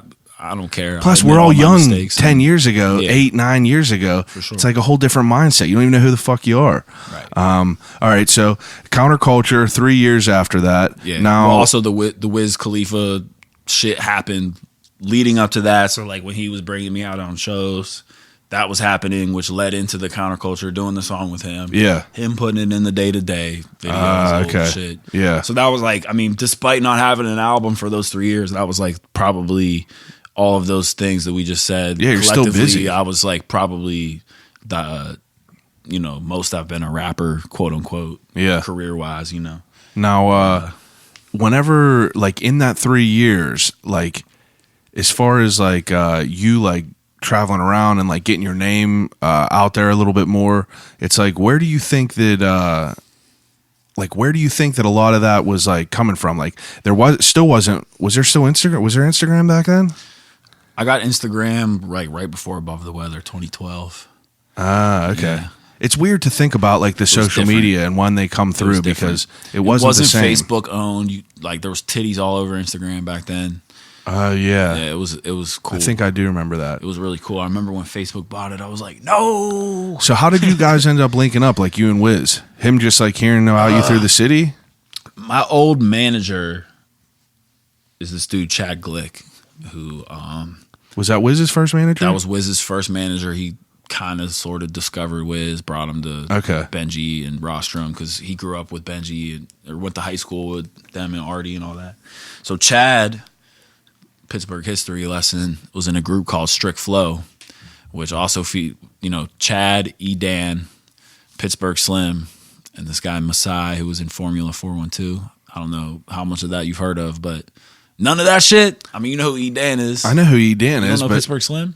I know who that is, but Yeah. like, I don't know fucking Formula 412. Okay. And They I'll were be like a honest rap with you. rock thing, but before all of those people were those things Who they later are. in life, before that they were a group called Strict Flow. And that was like 90s. They were like the flagship underground Pittsburgh group in the 90s. Wow. Crazy, right? Yeah. What kind of, it was all rap? It was like a backpack underground, rippity rappity rap, that type of shit. Ah, okay.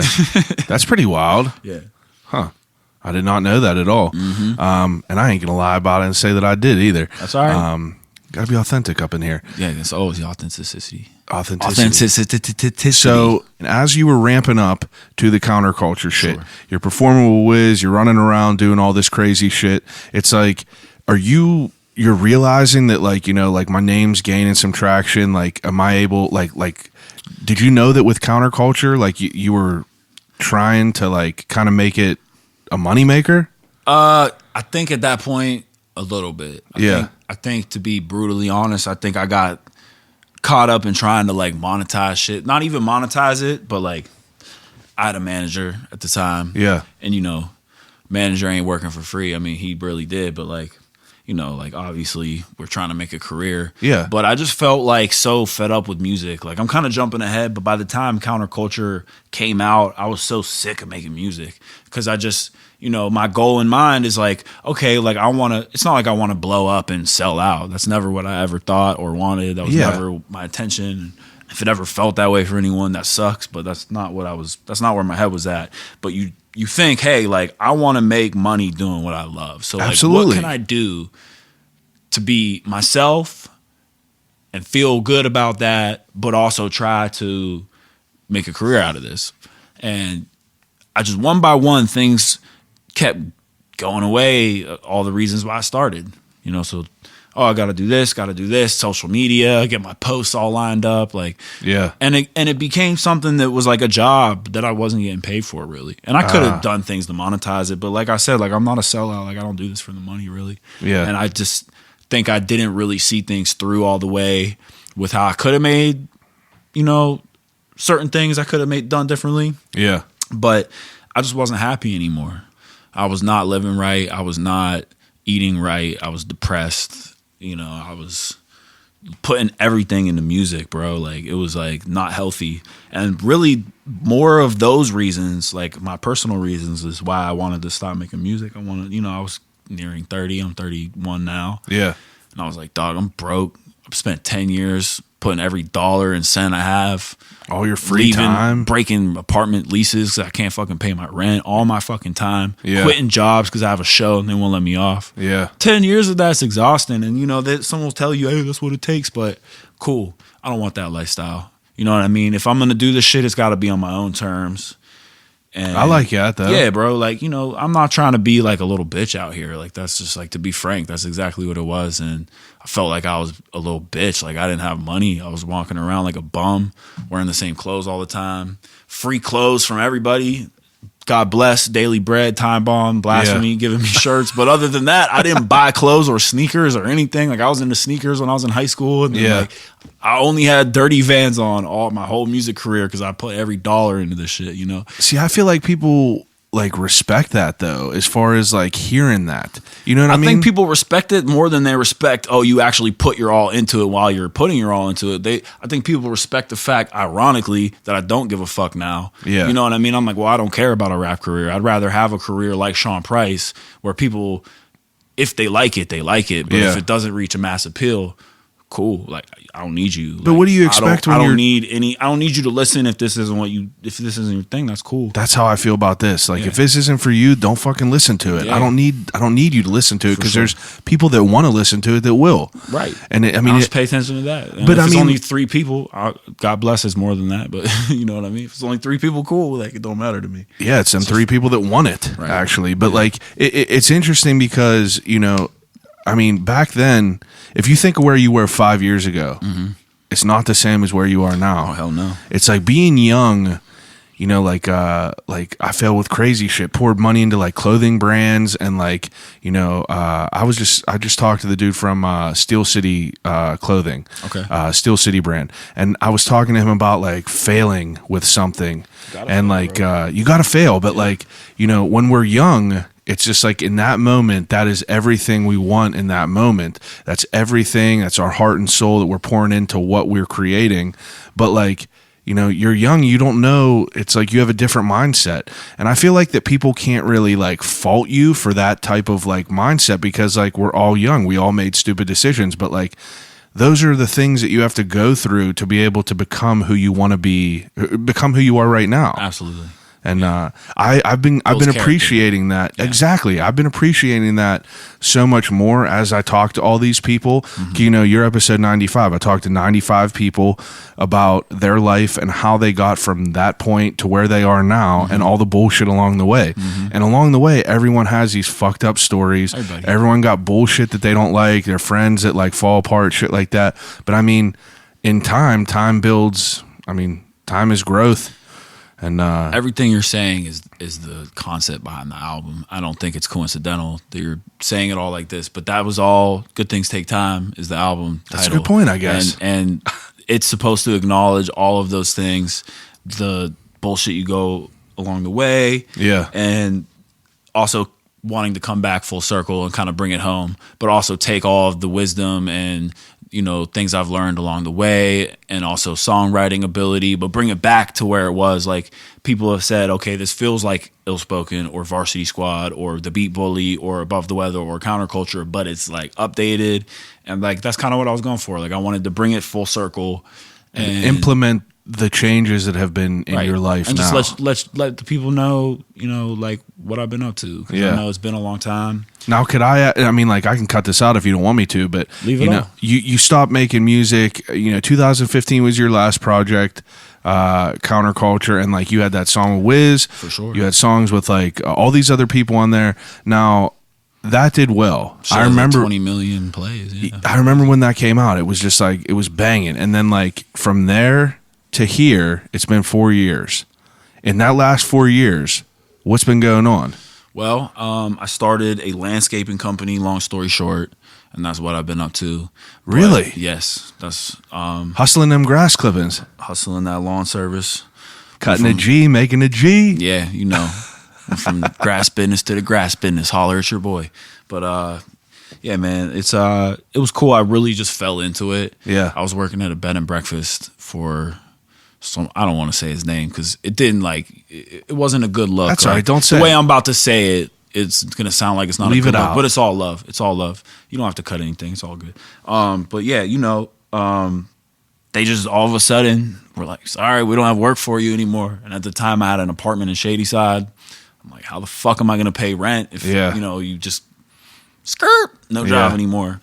So this guy that I knew, he asked me before, "Hey, you want to run my landscaping crew?" And I'm like, "I don't know how to fucking run a landscaping crew. Like, what are you talking about?"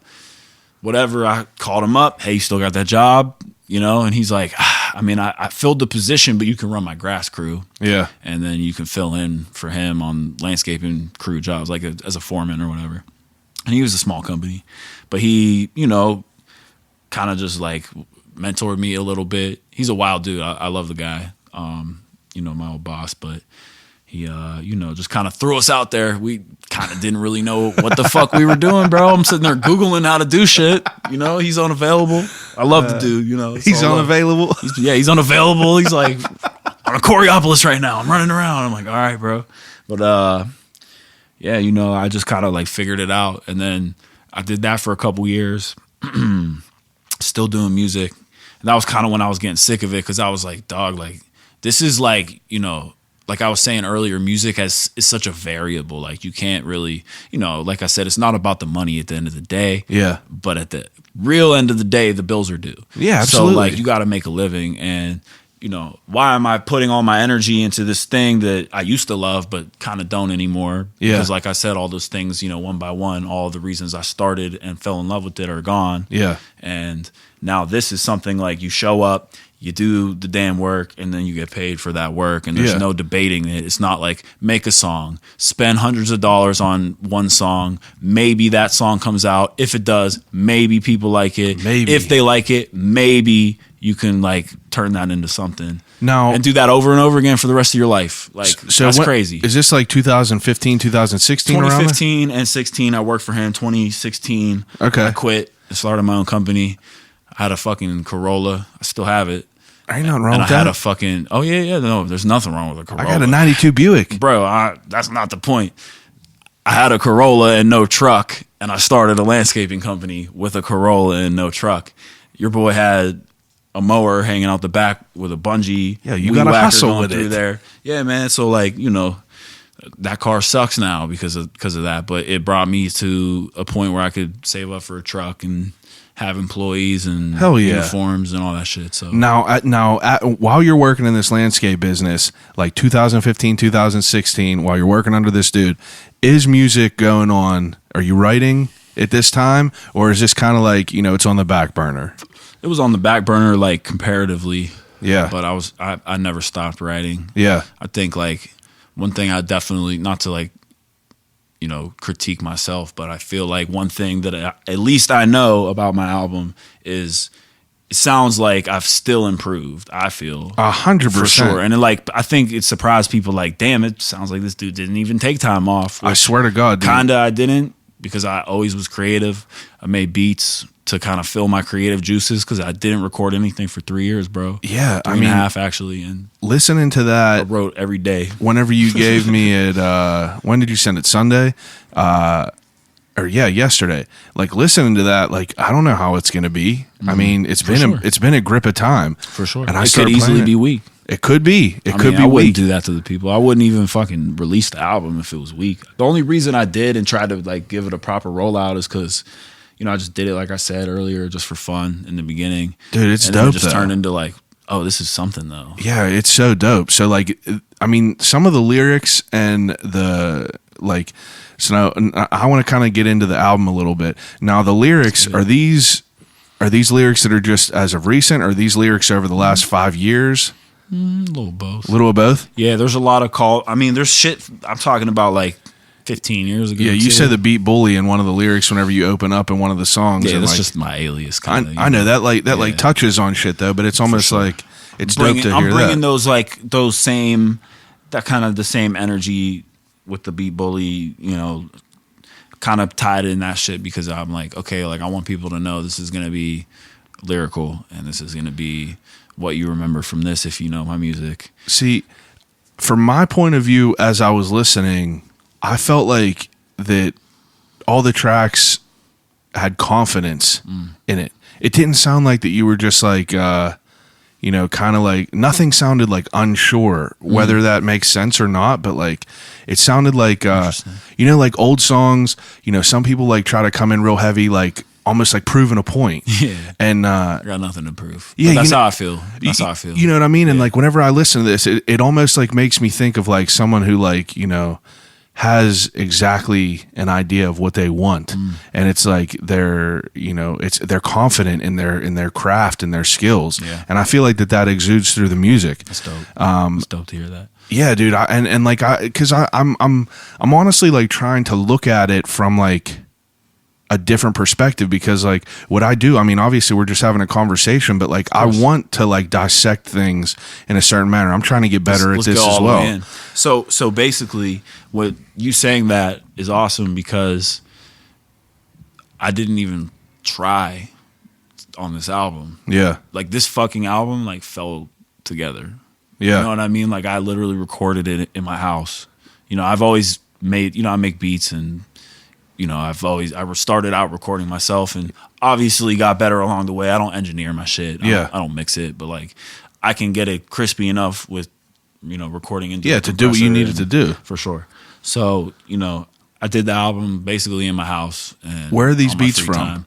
Well, Scientist is from Germany. Yeah. He had beats on the Beat Bully, the Varsity Squad album. Okay. I've been in touch with him pretty much ever since. I met him through Apex, who's on the album. That's why I had to give them a feature, because I'm a big fan of them. And, if it wasn't for them, I would never know Scientist. And he did 7 out of the 11 beats in the 10 tracks. So, this dude, Nicola, I met him through my girl. My girl's a singer, Tommy Girl. Yeah. She's on the project too. She's on my favorite song of the entire album. What's your favorite song of the Good Things Take Times? Oh, okay. I jumped on something else. Right. Which song is your favorite? My favorite? Yeah. Seasons.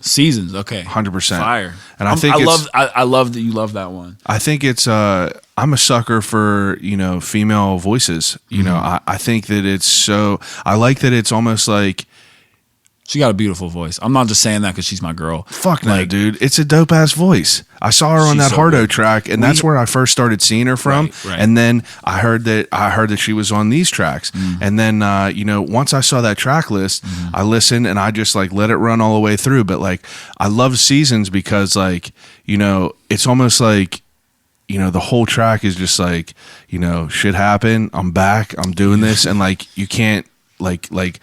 It's one of those like more intimate moments. Intimate, but it's also like it's a like fuck what happened, and it's like I'm making shit happen now. But like and her voice is great, and like the hook is so great. I loved it.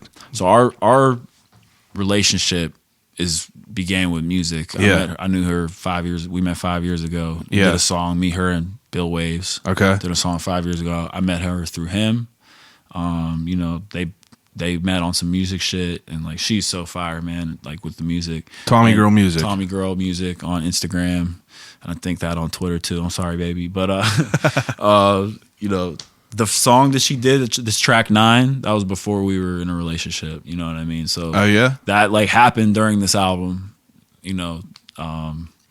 She's awesome though. Like I really respect her, and bro, there's nothing like writing music. It sounds corny because like, like people hate it when the artist does the shit with the girl. You know what I mean? Like people don't want to hear Jay-Z and Beyonce. They want to hear fucking Volume 1. Like they want to hear Reasonable Doubt. They don't want to hear that the Carter shit. Like, I like the Carter sound, but whatever, like, but we make good music. Like we really do. It's not some corny shit. It's actually music first. Yeah. And to write a song with somebody who you are in a relationship with is so weird and cool, and like it's a crazy. It got to be weird, man. It got to be weird, but it got to be great. But when you know someone on an intimate level like that, that's what I mean. For sure, you got to be weird, but like it got to be. It's not weird. It's just like it's weird, but it's not. It's definitely it's not weird. Like this is awkward, but it's weird to talk about because it's a weird phenomenon in a way that it could come out as something dope.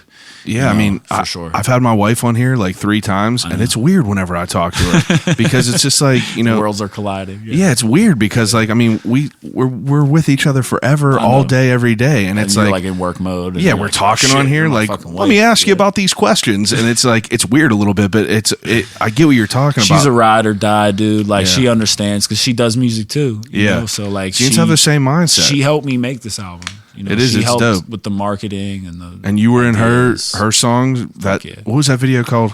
It was called You. I'm sorry I didn't know it's okay. That's dope. I told her it should be Feeling You because You is kind of hard to remember, even though it's like 3 letters, but it's like, oh yeah, that's like not memorable. That's all right. I'm also not good with memorying. Me too. But yeah, dude. I mean, so when did you start working on this tape? I started not long after Mac passed, bro. Like I got that news, and I took a couple weeks. I was actually going through a breakup Yeah. at the time. I just broke up with my girlfriend of 4 years. Oh, yeah. A week before, not even, it was like September 1st, and then he passed on September 7th. And, you know, can't make someone's death about me. But Yeah. I was upset already, and that shit hit me really hard. And, you know, like I was saying before, there was like a lot of unresolved shit. I just felt like, oh, we'll always talk one day. We'll talk one day. And Yeah. Put it off, kind of out of pride. It's always love. Like, I saw him earlier that year. You know, we talked and shit, which ran into each other. But we really were not in contact for the last like 4 years of his life, bro. No? Yeah. Yeah, I mean, I would have no idea. I had no idea. There's just weird shit, you know. That makes sense. I stopped coming to shows. There was weird shit about like when I was hanging in with Wiz and shit. I felt like weird tension and shit. But Yeah. you know, it's all in the past now. So, damn, yeah. So I mean, after he passed, bro, like I, you know, kind of was kicking around the idea already for the entire time I wasn't making music. It's not like I ever wanted to give up, you know, my passion. That's just like something that I Different priorities take. I had my priorities changed. That's all right. And you know, like, you know, other personal shit was happening, which I go into on the album. Yeah. That kind of like all led to the, you know, it was all that year. It was a crazy year. So And, sorry, go ahead. no, I'm sorry, I'm cutting you off. Yeah. But anyway, so Scientist, who I've had a music relationship with for 10 fucking years, since the Beat Bully or even before that, Yeah. had never been to Pittsburgh. He's from Germany. And we only knew each other on, I think, Facebook or MySpace originally. And then like we used to talk on Facebook Messenger. Yeah. And like Skyped one time. I never met dude, but he, you know, he produced like a bunch of my noteworthy songs from like my early shit. For sure. And he was like, I'm coming to Pittsburgh. And yo, like we just like were hanging out the whole week he was here. I was just like, dude, like I feel like I need to make an album. And Yeah. you need to be the producer. You know what I mean? Like, let's do a project. And That's he so was like, dope. fuck, let's go, dude. And yeah, so he really set the foundation. Originally, he was going to do the whole project, but I just felt like I had these other songs that fit in really well. And then shit, let me reach over here for this other elements that I wanted to include to kind of make it more cohesive. Yeah. And like, I don't know, man. Like I said, it's my 11th project or 10th maybe. And it kind of just fell together. Like How do you know when really it's try done? that hard. How do you know when it's done? You just know. Like it's weird. You knew? I had one more song to make. I was like, I don't know, 1, 2. Like you always think you know, and then like you make the song that you think is going to be the last one, and it's not. You're like, I'm not even putting this on there. What was the whatever. first song you made for this tape? Bro, the first session I made 4 of the songs. Oh, really? Crazy. Wow. And that was like my first session back. Like I did a track with Hubs like a year ago. Yeah. And Crazy talent. yeah, he's I got to hard get as him in fuck, here. man. I got another project. We'll get into that in a sec. Yeah. But he's on a bunch of new shit I did too. So I did some shit with Hubs, and then I felt like rusty, man. Me and Quest did a track. I'm like, dog, I'm rusty. What the fuck's wrong with me? I hit Hubs up like, dog, we got to do a different song. Like, I don't know. Like, let me just get on a different thing. I think it would be a better look if we like actually did something hard. Like, rather than just having me on it to have me on it. Like, Yeah. let's fucking go in. So whatever. I did like a couple songs that I didn't like, and then I did that jam for Hubs. And then I was like, all right, I'm ready. Like, let's go. So I set up a session and I did 4 jams. It was From Afar, which is the outro. Yeah. I did the intro, Touching Bases. Yeah. I did Roll My Weed, which is 1 verse. Yeah. And I did Right Next to You, my verse, which is just 1 Wow. verse as well. So, I mean, you know, it was like Damn. a few verses, but like, yeah, you know, so now the foundation was set. I don't usually do shit like that. So it just like, I don't know. I was just really like You feeling it. inspired and knew where I wanted to go with it kind of. And then I had like the backdrop from Scientist already. Those were all his beats. Yeah. So, and then, yeah, I just started filling in the blanks. Somewhere along the way, me and Billy Hoyle started working on an album too. So that is next on the agenda, officially Ooh. announced right now. Ba-da-da-da-da. Can't wait for that. Yeah, man, it's fire. We got like 6 or 7 fire jams completed, and so trying to drop it early next year. He's the man. He is the fucking man. The He's one of my man. best friends, man. He's for the man. I love Billy Hoyle. Speaking of that, I have a sticker of the gorilla that he got you for birthday. Oh yeah. From Amanda or Anna. Yeah. Super dope. That's hard. Definitely dope. That's so hard. Anyway, There's a sticker version of it. she only got a couple of them made. Oh, I'll get you I have one. the painting, but I'll get you one. Don't worry, I'll get you one. Thought it was an original. It is an original. I know the painting is, but that thing is dope. But anyway, so you make these tracks and like you make this tape and like what was your like what was it like to let people know that you had a project coming out? Weird, for sure. Had to be weird. I didn't know how people would receive it.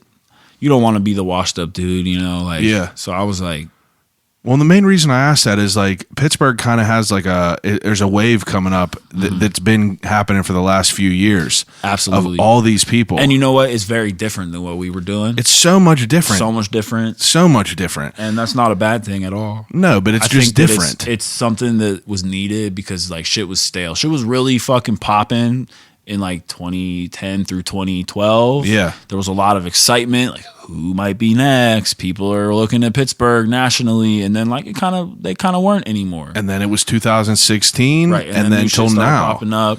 Like I'm a big fan of Mars Jackson, PK DeLay. Yeah, PK like is that. He's hard as fuck. PK is nasty. I knew him and Joel Kellum when they were super young too. Yeah. I put them on a show in 2010 when they were a group called Underrated Hustle.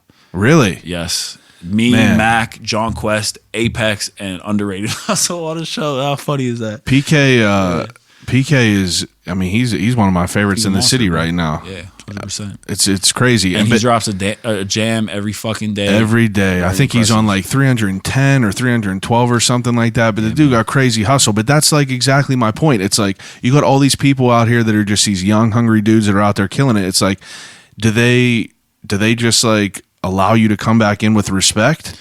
I don't know. I haven't talked to them. I mean, I talked to PK and Mars, but I mean, you know, other people who may be doing it too, I don't even know them. Yeah. And they don't know me. I started coming around and like, dog, like people don't even know who I am. And I'm like, okay, that's cool. I don't need the, you know. Got to be different, I don't need people to be like, oh, and like, I don't need the praise is what I'm trying to say. Yeah. I just like, was like, oh, okay, that's cool. Like, yeah. Shit's mad temporary. That's just like, you know, underlining the fact that I already knew things are so temporary, which was like the motivation and the concept behind the album, you know. So, dude, and it's dope. I really enjoy it. I think that like you said, like you wanted to produce or you wanted to give an album to where it looks like you've perfected your craft, or not perfected it, but improved your craft. Yeah. You know what I mean? And I feel like that's what it is. I mean, the counterculture shit was dope, but it's like it sounds like you never left. And I think Counterculture, for the record, is a really good album. I think people didn't really give it a chance because I didn't have an exciting rollout for it. There was a lot of build up, and then I was just like, I quit here. You know what I mean? Yeah. And I think people that's not exciting for a fan. You know, they're like, okay, and then like you hear the album and you're like, well, this sounds like some dude who's trying to like blow up or something. But if you take away all that, I think it has really strong songwriting and it flows really nicely. And maybe it's like trendier sounding. It's definitely trendier sounding. It's been a minute since I listened to a lot of the shit that you had, and like, you know, once I figured out we were going to do this, you know, I went back and I just went through everything. Dope. And I was like, damn, like this shit is crazy. And it's just like that Cloud Life, it's like it brought me back to that time and that time in life, and like that music video, and like I remember just put them videos up, and that was the first time I saw that home video for sure. And I was like, man, this is fucking insane. And it's just I don't know, dude. I think you're a creative dude. I'm pumped to see you back. Thanks, and man. I'm pumped to see what else you got going on. Yeah.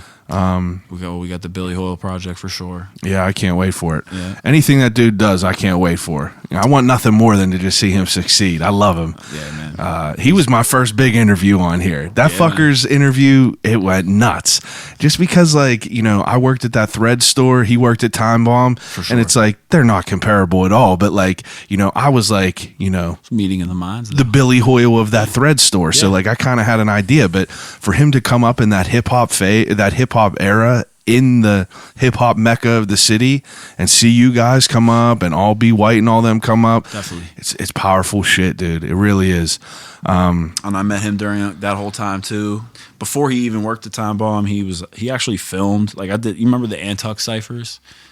No. Okay, these Jordan Beckham and Jeff Hilty used to do videos as Antux. I do remember that. They would now. do these black and white cipher videos. I met Billy Hoyle when we did a cipher video. It was me, Ghosty, Franchise, and Vinny Radio. Yeah. So we did like the East End Empire, cipher or whatever. And he was like an extra cameraman. It was like, yo, man, like, what's up? Dude wears so many hats. He swears that we fucking like met before that. He's like, I swear we met before that. I'm like, I don't know, man. That's the first time I remember. But like, that's like one of my best friends. And yeah, man. It was, all right. So before we get to Desert Island questions, I have a couple more questions to ask you. So in the one track that you have, you reference videos and shit getting deleted off your YouTube. I do. What is that? Where'd that? Why? So no hate, just facts. Yeah. Tree J used to host the Tree J TV2 YouTube channel. Yeah.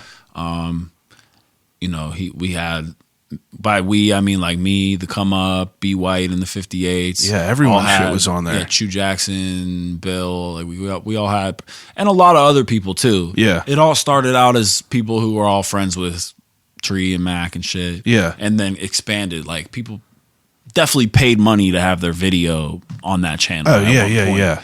And I don't know, dog. Shit got taken down. Was your shit was on there though?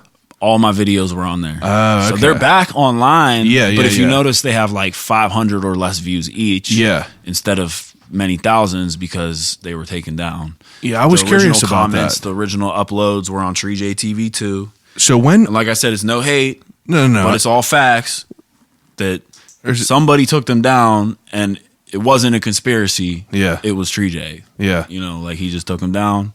I don't know why. He didn't tell anybody. Who knows? He, I heard some shit about it, but whatever, it's like, Whatever. cool. We trusted our art to you.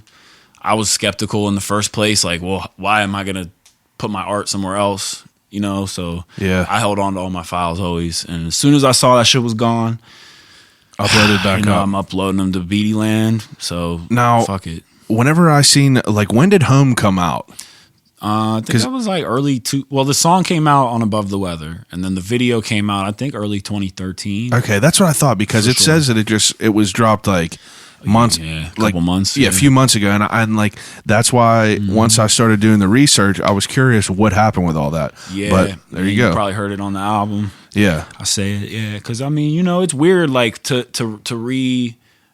reintroduce myself to people who may or may not have even heard of me before, but some of those people have. Some of my old people who knew about me are going to be like, oh, this guy, they might have not have fucking thought about me for 3-4 years. So it's almost like awkward. Here's my new video.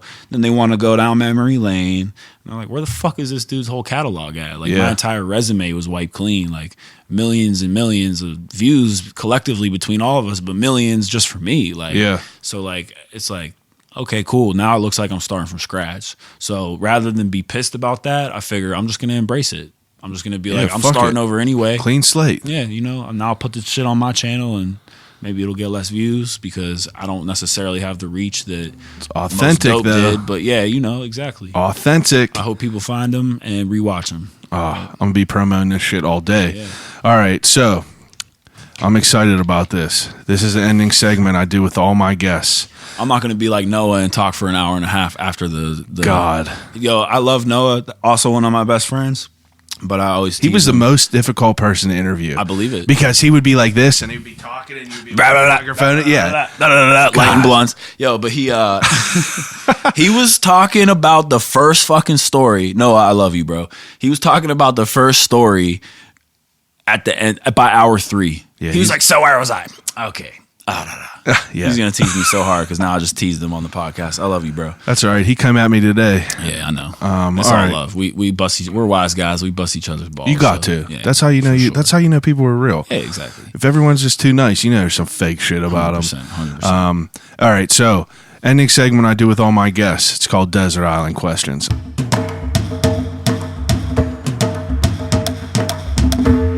I know you know where it comes from. But for desert island questions, I give each of my guests 3 categories to take with them on a desert island to exhaust until they succumb to their death. And I'm going to give you a couple extra categories because I thought of some extra shit. But the first category is 3 things to watch on a desert island. You could take full series, movies, whatever you want, 3 choices. Yeah, full series, you know, that makes it easy. If I could alternate it, I would take a hotspot and a Fire Stick and a TV. But let's just say I can't do that. Let's just say I can't do that. I'm letting you run into FYE before shit happens, and you can pick fest. 3 things. Yeah, I'm gonna end up from FYE to Fire Festival Island stranded. Did you watch that documentary? I watched one of the 2. I think the Netflix one. Wild shit. Wild shit. Yeah. All right, so 3 choices. So I will say The Office. Yeah. And I know you're a huge Office fan. Huge. And you're a way bigger Office fan than me. It's all right. But I fucking love The Office. It's great. And like, it's such a feel-good show that I think I would want to watch that for the rest of my life if I had to choose like 3 shows. You know what I mean? And it's hard. Like, I'm such a person into film, but like, I can't just pick one movie. Like I love Stanley Kubrick. Yeah. And if I could take all his movies, maybe I would. But I'm gonna leave that out and say The Office. I'm gonna say the Star Wars saga. Yeah. And then I'm gonna say, you like the new ones? they're cool. I like them. They're all right for what they are, right? I love the originals, and Yeah. I even love the cartoons, the Clone Wars cartoon and Rebels. Yeah. What about the I'm a nerd. N64 games? The N64 games were cool. Fire. I love N64, but I didn't really like the podcasting game. I didn't like the pod racing game, Yeah. which was the most popular, but I fucked with Shadows of the Empire heavy. Shadows of the Empire, yeah. That was the one where It was you're... like first person shooter. Yeah. Okay. All right. And then, man, this is like a random one, but I thought about it. I've been revisiting Futurama, and like I could probably think of a better cartoon, but man, that cartoon is fucking potent, dude. It's so smart, but it's silly, and I think if I had to pick one, like it's got drama in it, it's comic, I might pick Futurama. All And right. you know, it depends on what day you talk to me, though, and that's why I would go crazy on a fucking desert island. I'd probably have to too. bring a gun and a fucking single bullet, and if I miss, then I'm fucked. What's your favorite Kubrick movie? Oh man, favorite Kubrick movie? I mean, like, it's different ones for different things. Like, I love Space Odyssey, but it's not the funnest to watch. Yeah. I think the funnest to watch is The Shining. Yeah. And then like, I really like Eyes Wide Shut, which is also like one of his not favorite movies from Jeez. people. But it's fucking weird. Makes I don't me like feel all the weird. like orgy shit. It's weird. Makes but, me like, feel weird. I just love. He does these like shots where they're just like no cuts, and it's on like a dolly. Yeah, it's and sick. like they're colorful and like vibrant, and Definitely awesome. he's on his own level, dude. He is wild. Yeah, he's an inspiration to me. Like, for Interesting music. stuff for sure. Yeah, like the way he approaches film is kind of sort of how I try to approach music. Like, I don't do it for entertainment as much as I do it because it's art. Like, Yeah. I just love the craft. I just do it because it's fucking dope. I like that. Yeah, you know. All So right. Kubrick is my dude. And then what's the next category? So before we get to the next category, I want to know your favorite cold open of The Office. Oh, cold open. Fuck, dude. You texted me this. I'm like, I have no idea. Yeah. I was like blowing leaves or something. I'm like, what is he? I was like, he wants to know what my favorite cold open is. No, I really don't know. Okay. But What about character? character, It cannot be Michael or and Dwight. it can't be Michael or Dwight for Yeah. sure. Michael, if it could be him. Yeah. And I mean, like, I like Craig Robinson's character, Yeah, Daryl. Daryl.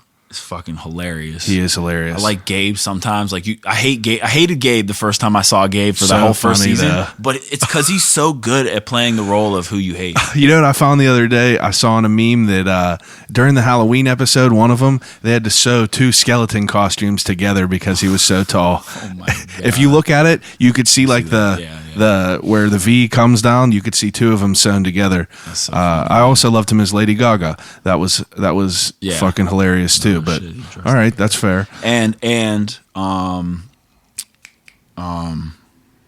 as far as like comical characters, Yeah.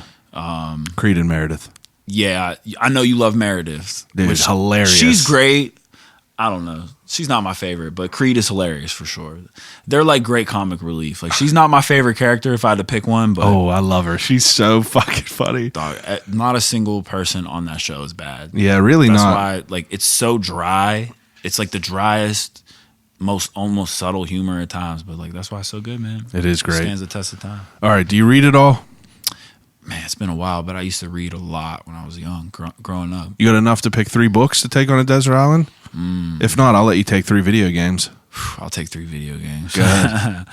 Ocarina of Time. I have a Zelda tattoo, Okay. as you can see. I mean, I may even switch that one out for Breath of the Wild just because I would have a lot less time to fill. All right. And then, damn. I guess I would take Super Smash Brothers Melee, even though that would not be a good Desert Island game. But I would take it because I'm just going to put it on my top 3 games. All right. And then I would take the original. Actually, I would say the original Super Mario because that was the first game that I ever fell in love with. Like I was watching that game before I could speak. My That was cousins- dope too, though. It was fire, but I will say the Super Nintendo version, Yeah. Mario All Star. So I got all of them. All right. How about that? Cheat There you code. go. Cheat code right Yeah. there. All right. Your favorite Star Wars character?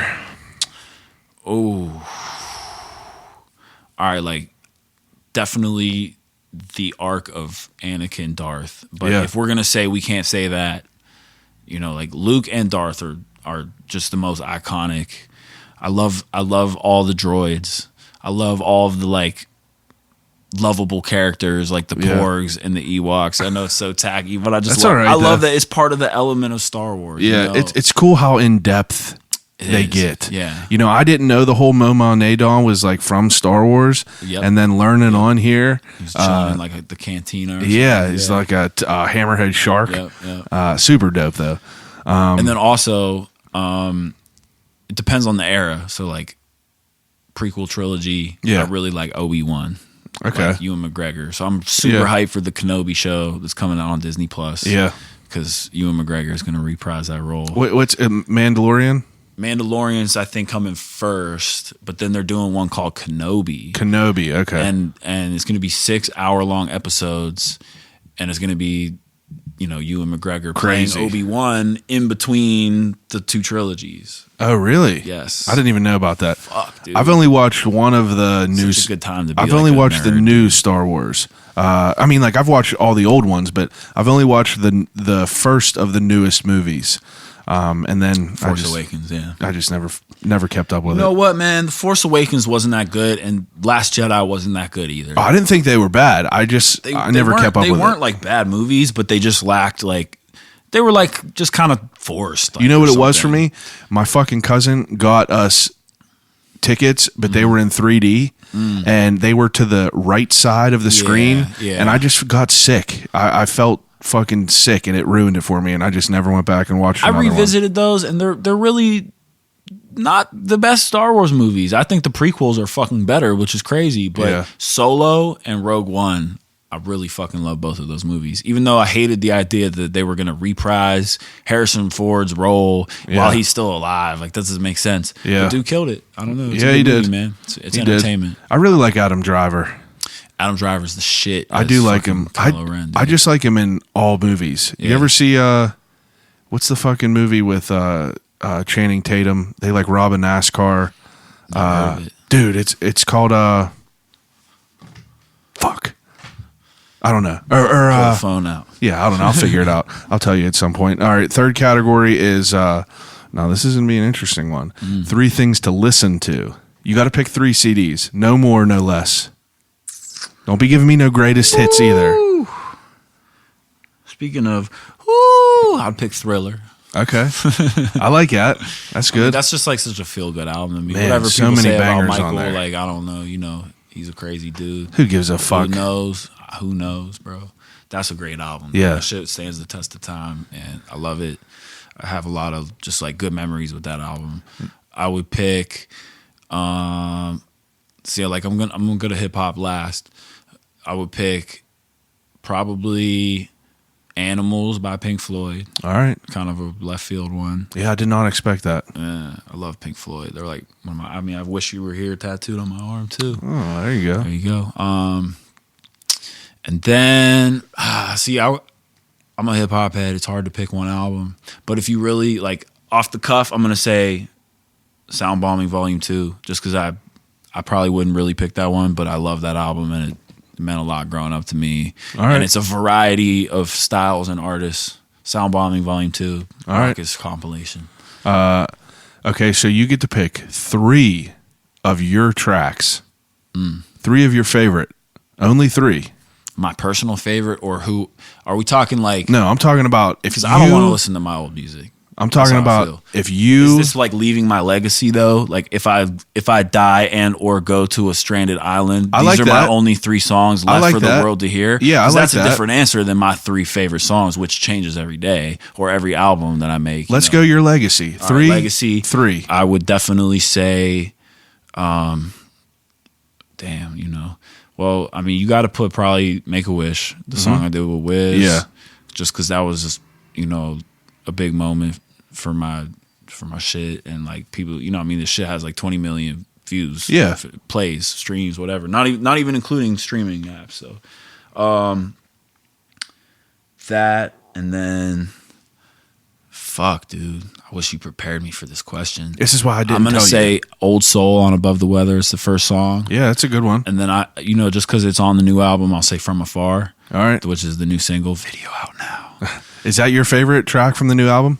If I picked 3 from the new album, it would be From Afar, The Void, and This Music. All right. Which is kind of like one of the more banger songs. And then The Void is kind of like more like sentimental, kind of slower, vibey song. Yeah.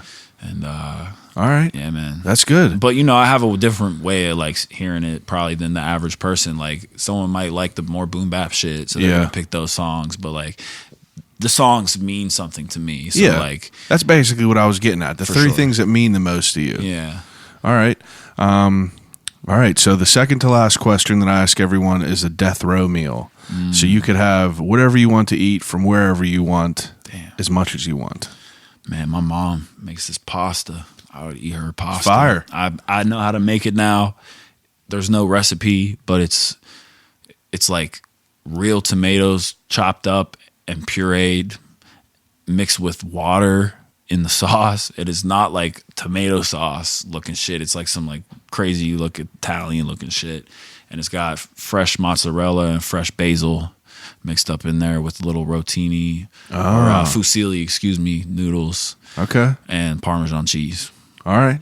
That's a good answer. Fire. That shit like was my shit growing up. So, if I had to just like pick one like a last meal. That's I'd a good probably meal. Eat my childhood meal, right? That's a good meal. Yeah. All right. And if it was a real death row meal, I would be like, bring me chicken and all types of shit too. And but everything in if the I world. pick one dish, that one for sure. All right. I respect that. Yeah. All right.